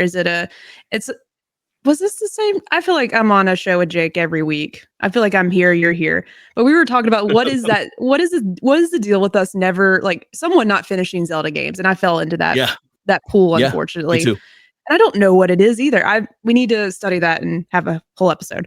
But I'm near the end of Wind Waker. I almost beat it again on Wii U because it's funny. I've started this journey on the GameCube. Yeah. And I hope to end it here. But I heard rumors at one point there was a potential sequel. I don't know how the game ends and how that would work out, so I'm interested in that. But a Wind Waker, just something I can play in handheld mode, is all I want. I'm not asking for a remake or a sequel, but that would be enough for me. And it's time for new Mario. That's all. I like it. I know. Didn't mean to cut you off. I'm sorry. No, I just vomited all the things I want from this Switch 2 thing. My apologies, but that's why we're here. I mean, no, you stupid idiot. Don't do that again on my podcast. I'm going to go over there and just slap you. I'm going to slap you. Come here. Let me slap you. Do it. There you. I will say, not that you need any convincing, and Jake will probably back me up on this, Jake. Back me up on this. Wind Waker, probably top 5 endings for a Zelda game. Oh, shit. Damn. Yeah. Never beat it myself. Have seen it played through. Have watched that cutscene. It's wild. I don't know what happens. Good. Oh, this is like 15, 20 years in the making. Me getting to the end of this game. I played it on the GameCube like when it came out, and it has stuck with me since. I've replayed it. It wasn't like a one and done thing for me, but like I replayed it on the Wii U as well, and it holds up. It holds up so well, and I won't tell you what it. Obviously, I'm not gonna spoil. I just want to play it in the best place, Yeah. A living room. Maybe Nintendo wants that for us too. That's why it's been so long. Jake, how about you? What are you expecting for the launch day, launch window, whatever you want to throw at me? All right, let me just get this all like on paper here. Let's get this signed off on. Like I want to be right, and I think that you'll be okay. Just give me the thumbs up at the end. I feel like this is Nintendo's time to shine, and they have never been better prepared for a console launch. And I think that it is indicative of the timing and how long it's taken to get to this point, and how methodical they have been in what appears to be the rollout. I think that we are going to have, like, we're on the precipice of like an all-timer Nintendo event on April 2nd or 3rd. Don't give me this hype, Jake. I know, but I always do this. I am usually wrong, but I feel like it's in the cards that I could be right. It's Wednesday, April 2nd, is the day. And I say this because Nintendo has had this every other curse for such a long time, where like the GameCube, the Wii, the Wii U, the Switch, like it just keeps on. Are you more of a or an kind of person? And I think this is the time where they know they need to get it right, because they have the opportunity to capitalize on this incredible success of their previous console. And I don't think they've ever been poised better to get 2 in a row correctly. And I think the first indicator is calling it the fucking Switch 2. I think that's the first thing that we've seen in a long time of Nintendo just making the arguably right decision. And I get like Super Nintendo Switch, so cool, but we just had that snafu with the Nintendo Switch, with the Wii U. We need this to be abundantly clear what you are getting out of this product. Right. And the successor, the sequel to the Nintendo Switch system, is what we are talking about here. And I think the hardware is proven. They're not reinventing the wheel on this. It looks like there'll be some more bells and whistles. They had that C button kind of confirmed today, which looks interesting. We've got another extra like button to press as an interface button there on the bottom right controller. Yeah. They have the potential like mouse functionality that they were alluding to in the reveal hardware trailer. Obviously, the screen is going to be bigger. The thing is going to be a little bit more like of a sleeker form factor. But I think that they know they have the hardware locked down, and this is all software first. Not only do I think that some of their most talented teams have games in the can ready to go for this console, but I think we're going to see definitive editions of games not just from this prior generation but from generations before. I think this is where the Twilight Princess and Wind Waker ports live. I think this is where that Kirby Robobot game lives, and I think that we are going to see every fucking franchise make a headline come Wednesday. I think it's going to be absolutely fucking insane. Like, I think they're announcing, even if it's just like titles and reveals, I think they're going to do like the quote unquote I didn't want to say it. What are you about to talk about? Go on. Are you talking about things from other places? Give me a name. Halo. I think we see Halo. Oh! What? I think we see Halo. Yeah. I think we could see Halo. Okay. I think we could see a bunch of like Microsoft stuff. I think we could possibly see fucking like Game Pass compatibility in some ways. Like, I don't know. I don't think it's that crazy. I'm more thinking about first party software is where I'm at right now. Like, I think that we're going to see all of the big names from Nintendo get like a game announcement with a subtitle and like a fancy little logo at the very least. I think we get like, I'm talking Smash Brothers, Mario Kart, Mario, Donkey Kong, Kirby, Zelda, Animal Crossing, Splatoon. Like, I think they hit all of the franchises. Like, this is the Nintendo Switch 2, and it is the only place to play boom, boom, boom, boom, AAA Nintendo fucking hit that will be out in the next, either on launch day or within the next 5 years or 7 years. Like, it's not unheard of for them, and I think that that's the only missing piece of the puzzle to make this another fucking home run. I think they're gonna do it. I think we're gonna walk away from that fucking stunned. I think when Jeff Keighley puts up his little thing and it says, "What did you think of today's Nintendo conference?" It is the highest percentage of A's that you've ever seen on the worst social network on the internet. What if leaning in a little bit deeper? I need an expert to tell me this, because I don't know with Atlas. We've gotten a little bit more flexible with games. What if Persona 6 shows up here? Ooh, what if that gets announced here versus like a PlayStation thing? Because I don't think they're locked in with PlayStation, are they? No, I don't know. For Persona 5 and Persona 5 Royal and Striker, they're on Switch now, but like used to, like it was a PlayStation exclusive for like a timed like situation. But I don't think it was a pretty big deal anymore. when they all came to Game Pass last year or whenever that was. That was a pretty big. I'm such a little like first party monster that I get so pinpoint focused on that I stopped thinking about third party, but I do think there could be some pretty impressive presence there as well. Like, I wouldn't be surprised if one of those really big franchises, like, the Switch has been so successful for so many of these third party companies. Like, the buy-in, if you guys remember the Switch 1 launch, the buy-in was so low from third parties at the beginning. It was like Nintendo and like a little bit of Ubisoft and a little bit of EA at the beginning, and nobody was putting their shit on there except for some indie companies that ended up. I can tell you the exact launch lineup for the Switch, and it was not great. It wasn't great, but the indie companies that embraced it, people like Yacht Club that put Shovel Knight on there, ended up reaping the fucking benefits, because this game that was gaining popularity was accessible on this console. It was one of the few digital games that they could pick up and play there. Games like Snipper Clips found an audience when they never should have been able to, although Snipper Clips fucking rules.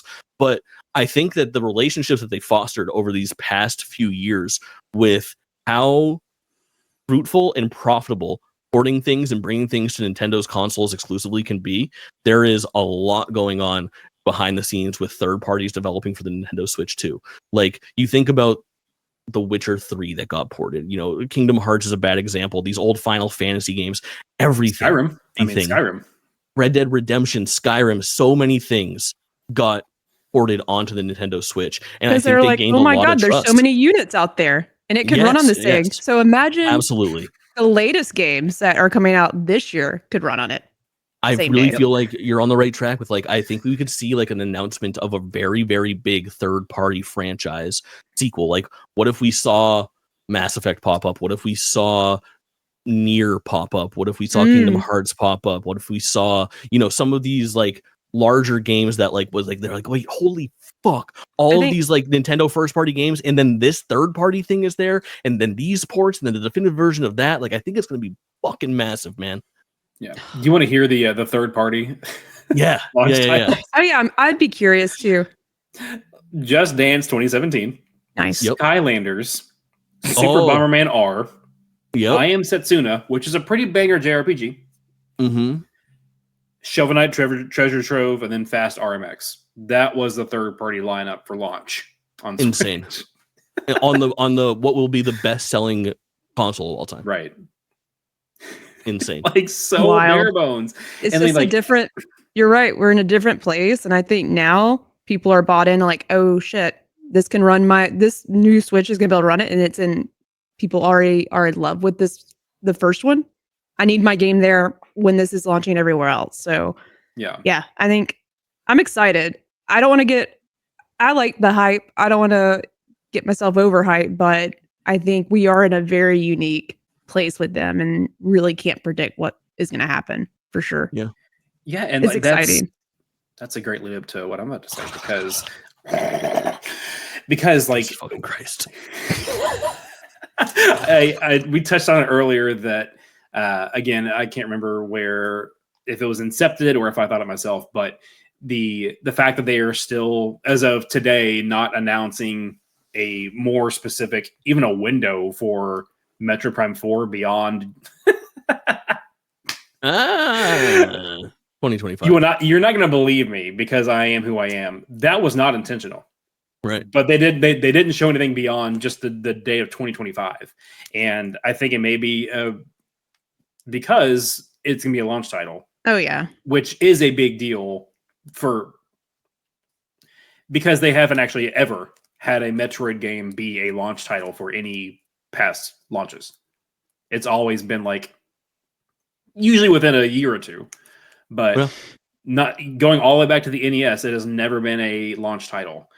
So even things like Mario Kart that aren't traditionally launch titles, I think that actually was a launch title for the SNES. Was one of the launch titles was Super Mario Kart. Might be. So I think. It's like that little factoid that I love about like 3D Mario platformers. Like there's only been one console that ever launched with a 3D Mario game, and it was fucking 1996's Mario 64. Seems so crazy that like statistically, like of course it would launch with a fucking Mario game. Yeah. Of course, when you go to like launch window, like within the first year or whatever, you get Mario Odyssey. You probably I can't remember if Sunshine came out in the window or not, but like it does expand if you go like if you tweak what you're looking at, which parameters, that's how data works, I guess. Dude, the 3D Mario platformer that's all but assuredly coming is like such an alley-oop for game of the year for me, I think. Yeah. And then Mario Kart, do you think that is going to be the launch title, or is that going to be like a launch window? Absolutely. I think it's day one. Yeah. Like the fact that they showed it at like the very first can't wait. reveal, That's the biggest hint. Yeah. It's been so long. Like I am itching to get back to that on a new, like just playing Mario Kart on a new Nintendo thing is so it's like it's one of those rare things that make me feel like it's like Christmas again. Like little Jerica under the tree. It's fun. Like it is. Put her there. Get her out of that tree. I'm in the tree. Listen, I've made this prediction many times before, but I do think like we don't have the name for that Mario Kart game, and I think that there is a world like I know like Mario Kart IP is very strong, and it probably will be called like Mario Kart subtitle something or just a number, but I think it's gonna be more of like a Super Mario Kart World is pretty fucking sweet. But like, what if it was like Super Mario Kart Nintendo hits or something like that? Or like, I've always said like Super Smash Kart. I think this Mario Kart is going to come out and it's going to be like produced by fucking Sakurai, and it's going to be like the Smash Brothers of this generation, where every time there is a Nintendo Direct, we're going to get new characters. Oh God, I haven't thought about characters. This. Oh. There's going to be new characters and new maps, and like this one's going to be all like Metroid themed, and Samus is coming because it's going to come out alongside of like Metroid Prime 4 and shit like that. And then it's going to be like some crazy thing where it's like Sora is joining the fucking thing because Kingdom Hearts 4 is coming out, and you'll have a Kingdom Hearts 4 track. He's just throwing go Mickey. So fucking hard. He's just tossing Donald Duck at you, just knocking you Nintendo, out, you know? And like Sakurai and Sora, like Sora, not the guy from Kingdom Hearts, Sora, Sakurai's company.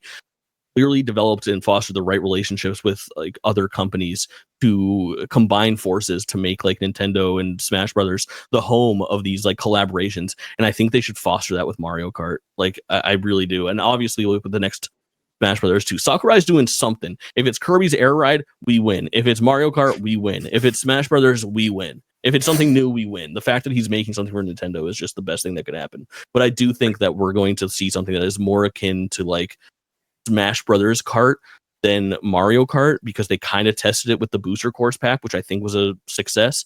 And I think that the thing that's been missing from Nintendo events since the release of Sora has been those little like DLC hype moments that are almost more hype than full game announcements. Like I would argue that like people popped for like Joker being announced for Smash Brothers at the Game Awards more than a lot of other trailers at the Game Awards that year of full fucking games. Like those are cultural fucking touchstone moments, which I think are missing right now, and Nintendo is keenly aware of that, and they're looking to recapture that magic. I need Death Stranding on the Switch. Right. So yeah, I know they said Kojima and Mario Kart, but like I need Sam Porter Bridges in Mario Kart. Death Stranding on the Switch Transportation. too.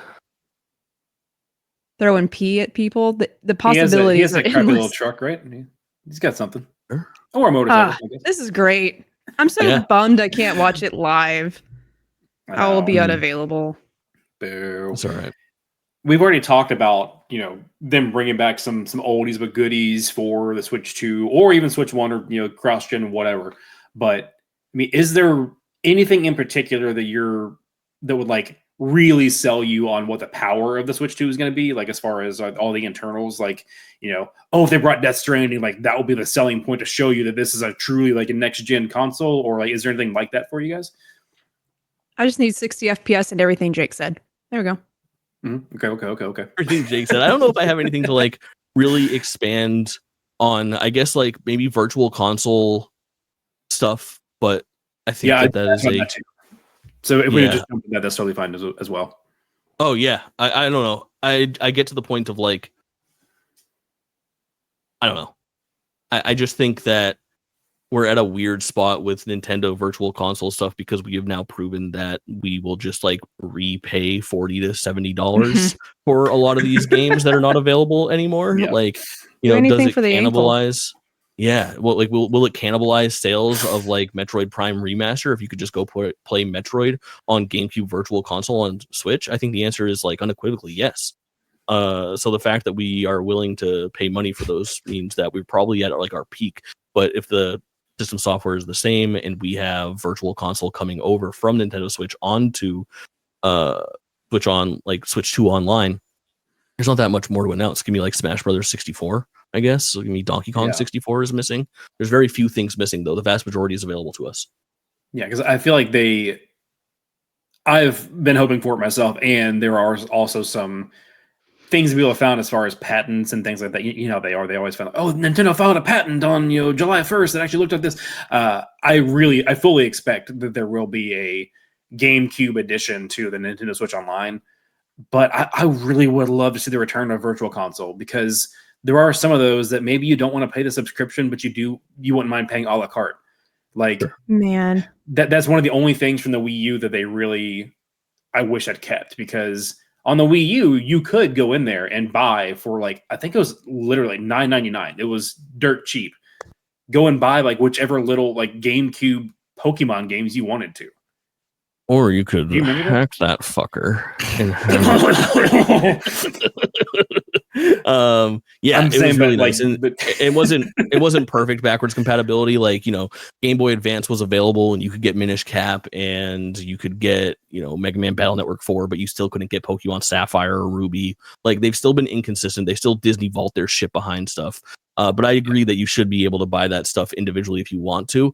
But I don't know. At this point, like, I'm not even that sold on buying like individual backwards compatible games to own when I can't trust system software to be around. Like, I did that for a couple games on Wii U, and do I think like, time to boot up my Wii U so I can play fucking WarioWare? Like, no. I play it on the Nintendo Switch Online thing that I can fucking boot up and stream. Like, the future is I remember back when like things were getting phased out as far as like physical copies and digital. Like, there is no speed like now, like instant, you know? Yeah. And that's what it really comes down to for me is like at the touch of a button, I can play WarioWare, or I can go through the fucking painstaking process of fucking booting up my Wii U. I would literally rather buy a 1-year sub to Nintendo Switch Online plus expansion pack than hook up my Wii U a single time. Yeah, I know that makes me a bad person.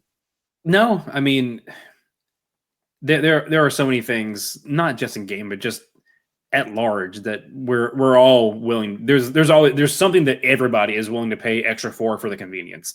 I mean, you can either buy a 12 pack of water for like $4, or you can buy a 12 ounce for like $2.5. You know what I mean? Like, yeah. there's always something. Airports are the worst example / best example, but like, yeah, I got in such a habit a long time ago with trading things in, either because I was just done playing them, or to help pay for the next thing that was coming. And so, I mean, that's why I had to go back and get a used Wii from Facebook Marketplace to play these games, because of course I'm who I am. I had the original copies of, Prime 1 and 2 and 3. I also bought the trilogy, but like the original ones I had all been long sold by the time they announced Metroid Dread, and I got that itch to go back and play them again.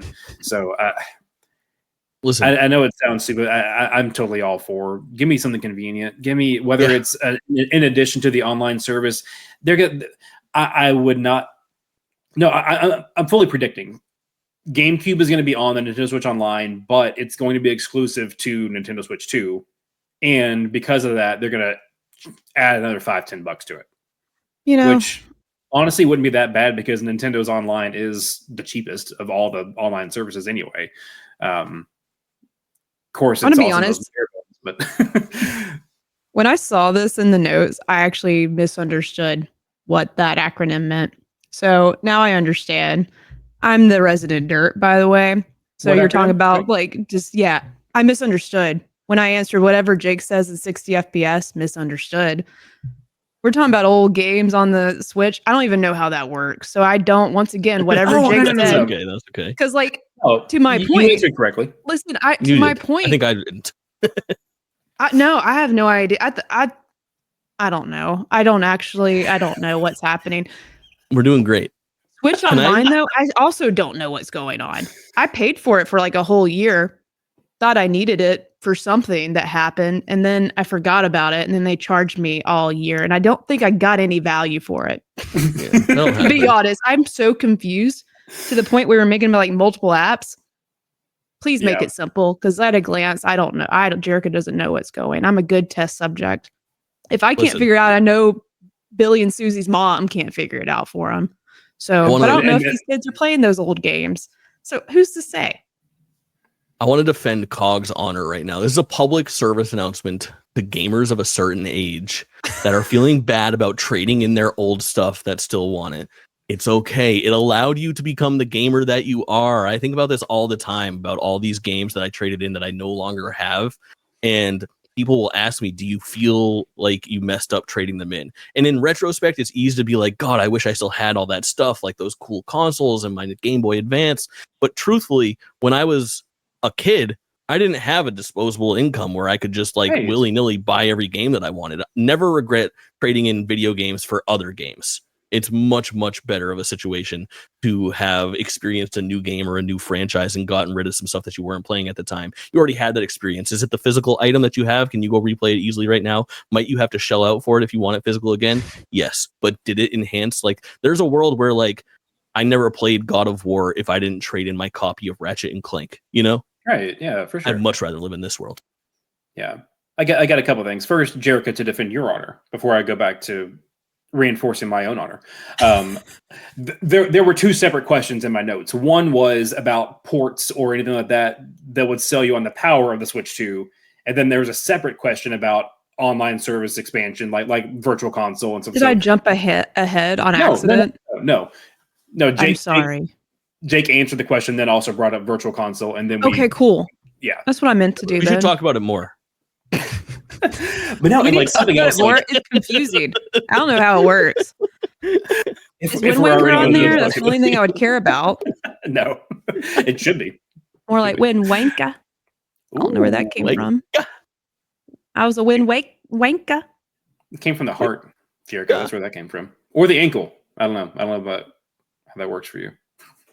But no, nice. and something else, Jake, is like I'm one of I say rare. It probably isn't really that rare, but like I'm such a fan of digital consoles. Like I bought when I got an Xbox One, I opted for the One S, like the all digital one, and then when I upgraded that, I got the Series S, and I had the PS5 all digital. And like a big reason for that, I've maybe touched on this before on some podcasts anywhere, but you're getting Coglore. Congratulations. 10:17 p.m. on March 27th. You're welcome. 1738. Like whenever it was 2015, so it's been almost 10 years. And it was literally, I had just started a new job, and it was like on the Monday, and it was the week before my wedding. And we woke up and our apartment had flooded.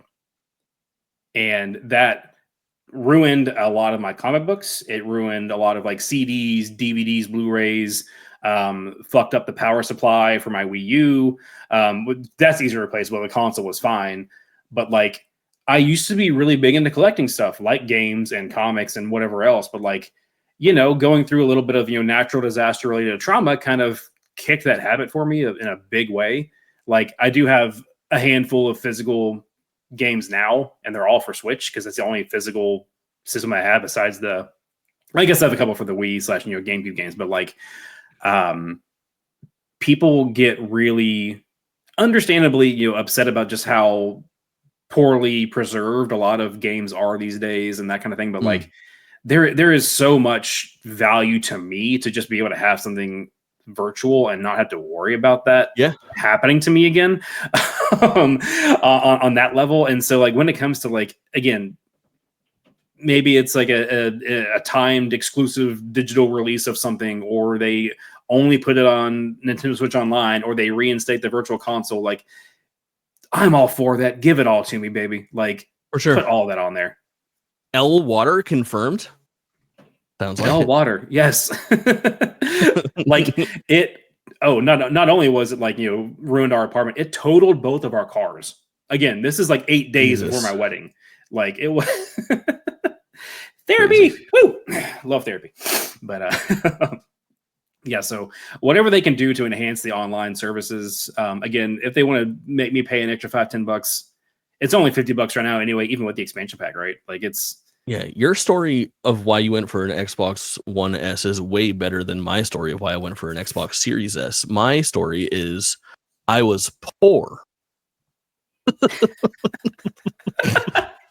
I mean, that's not a factor. I mean, like we're comfortable, but yeah, if I can get something for a cheaper price and as a bonus, I don't have to worry about like keeping track of all this physical stuff. Like, cool, I'm gonna do it. L poverty confirmed. L poverty confirmed. L water, L poverty. Poverty's great, and water sucks. It really, that's how really we end the sucks. stream. Yeah, all right. Chat is need that on a shirt. Very pro poverty, it seems. Okay, love that. Very nice. Love that. Well, are there any closing thoughts that y'all have as far as predictions for next week's Direct? Nintendo, put me up on your shoulders and spin me around. That's what I want. I want that ride next week. I want the Wii. I am going to blindside you all. Oh, no. I'm going to ask you 3 questions that I want you to answer, and then we'll see how everybody did. And I hope you guys have differing answers at some point or another. Is it we a can test? Have a clear winner here. No, it's not a test. Is there a score? Are you keeping score on something, Jake? Just a prediction. Yeah, next time I'll keep. We're just going to see who got something right. All right. Are you keeping track? Or you need to type this out? Oh, nope, okay. I see. I got it. We're just going to ask you a question. Okay. Will we see Rosalina at the Nintendo Switch 2 event? Will we see Rosalina? Chat, feel free to sound off. No. Yes or no? Yes or no? Will we see Rosalina? No. I'm going no. Who knows? Who knows? Only in Mario Kart. Yes, 1-1. Okay. And in any format, it could be in Mario Golf. Okay. It could be in Mario Galaxy 3. Will we see Rosalina? Will Rosalina you might be see on the back screen? of her head in Mario Kart. That would count. That would be a yes. Okay, so yeah. You guys want to both yes now? Yeah. Yes. We will see Rosalina. Now that I see how this is going to be played, yes, I'm ready for the next question. Okay. The next question is, will we see the Wind Waker? Hell yeah. I think we do. I think we're going to get our winds wanked so hard finally. I don't know. It's going to be in some, like, once again, is it the most impressive Wind Waker? I don't think so. It could be just literally being available. Sure. Some version. I hope it's a remake. Sequel would be dope, but I need to be able to play that remake too, because I need to beat it. I need some way to play it. Yes. As much as I hate to say it, I don't think so. I think it's still coming at some point. I don't think it shows up next week. All right. And then the last question that I have, will Wario experience flatulence? 100%. No. All right. You have it there. Chat, No one else let's get it. Will there be flatulence from Wario? Wario will not. Always 111. I think something else will fart though, not him. Me in excitement. Yeah. All right. We'll report back next week on the or check the comments section as well on YouTube with how everybody did, or you let us know how everybody did. We'll circle back on those questions. Very good. Yeah, well, Jake and Jerica, thank you both so much for joining me tonight as we talk all things Switch and Switch 2 predictions. I do want to remind our chat, if we haven't already mentioned it in the Discord, join the Discord, that next week we're going to be having a special different time for Drop In, Drop Out. We'll actually be meeting on Wednesday night, not Thursday night, because SEO, baby! We got to get that sweet SEO, and we just want to talk about it anyway. We're going to be recapping the Switch 2 Direct, our thoughts, our feelings, our hurts, everything. Yeah. It's gonna be all laid bare ankles, all ankle or titty. What will it be? I cannot wait to find out. Ankle, well, hopefully perhaps. It's ankle, so we can actually keep the Twitch VOD. But that is gonna be next Wednesday night. Same time, I believe, 8 p.m. Eastern. If that's any different, we'll let you know. But yes, please do tune back in for next week's edition as we recap the Direct itself and see how wrong or right we were tonight. Yeah. Also on the channel, live reaction to the Switch event. Some of us will be here, some of us will not. I think Patrick will be running that again, perhaps with Kayla. They also did that this morning. So that reaction for, if you want like full thoughts from them, some people that aren't on the show right now on the Nintendo Direct from this morning, there is more drop in, drop out content for you to enjoy. That reaction's up on YouTube, youtube.com/@dropindropoutpod. You can go to dropindropoutpod.com as well to find that. You sure can. We're also, to just like, again, a little bit of like inside baseball kind of thing. We're kind of playing it fast and loose next week. We're letting like the business dictate how we do things with the live reaction and doing the show early. And then because we kind of have that Thursday time slot already reserved, we're probably going to do like a stream during our normal time as well. So you might see us on Thursday night during our normal time slot with some combination of all of us playing like games. We've been tossing around some ideas with like maybe some chat interactive stuff. We're also going to try to coincide it with our first community game endeavor, if you will, that's coming down the pipeline in the future. That's just a little tease. Laying down some pipe. What? Yeah, of course, laying pipe, baby. A lot to look forward to. Well, Jerica, where can people find you aside from dropindropoutpod.com? We're just talking about Clickerbait. If you're a fan of The Last of Us, please check out Clickerbait. It is a separate podcast situation, so you have to search for that where you get your podcast. But we are going to be streaming, predicting and recapping each episode of season 2 of The Last of Us on HBO. So, and yeah, that's a good time. It's temporary until those episodes come out for JK Games. We won't be here, but Clickerbait will. Monday nights. Oh yeah. Jacob? I am streaming too often on twitch.tv/JakeTwitchin. Just go to amazingstreamer.com to see me playing all sorts of shenanigans. I do it all over there. You do it all. I said do by accident. Do. And you can find me at youtube.com/@cognitive-clips. My current little behind the scenes. My current video essay I'm working on, me looking at some little dive into Eternal Strands and how they very wonderfully handle some topics of mental health. So look forward to that in the coming weeks. It's not a Death Stranding strand game, right? It's not. Will you do? I didn't know. will You got a do little bit my- further in it than I did, so I just wanted to confirm. I had the like basic outline of a video essay that I wanted to do once. Will you complete it for me? It's called Kirby, Nintendo's Little Slut. That's our show, folks. Whee! Please sponsor us, Nintendo, and your little slut. Ankle titty. Bye.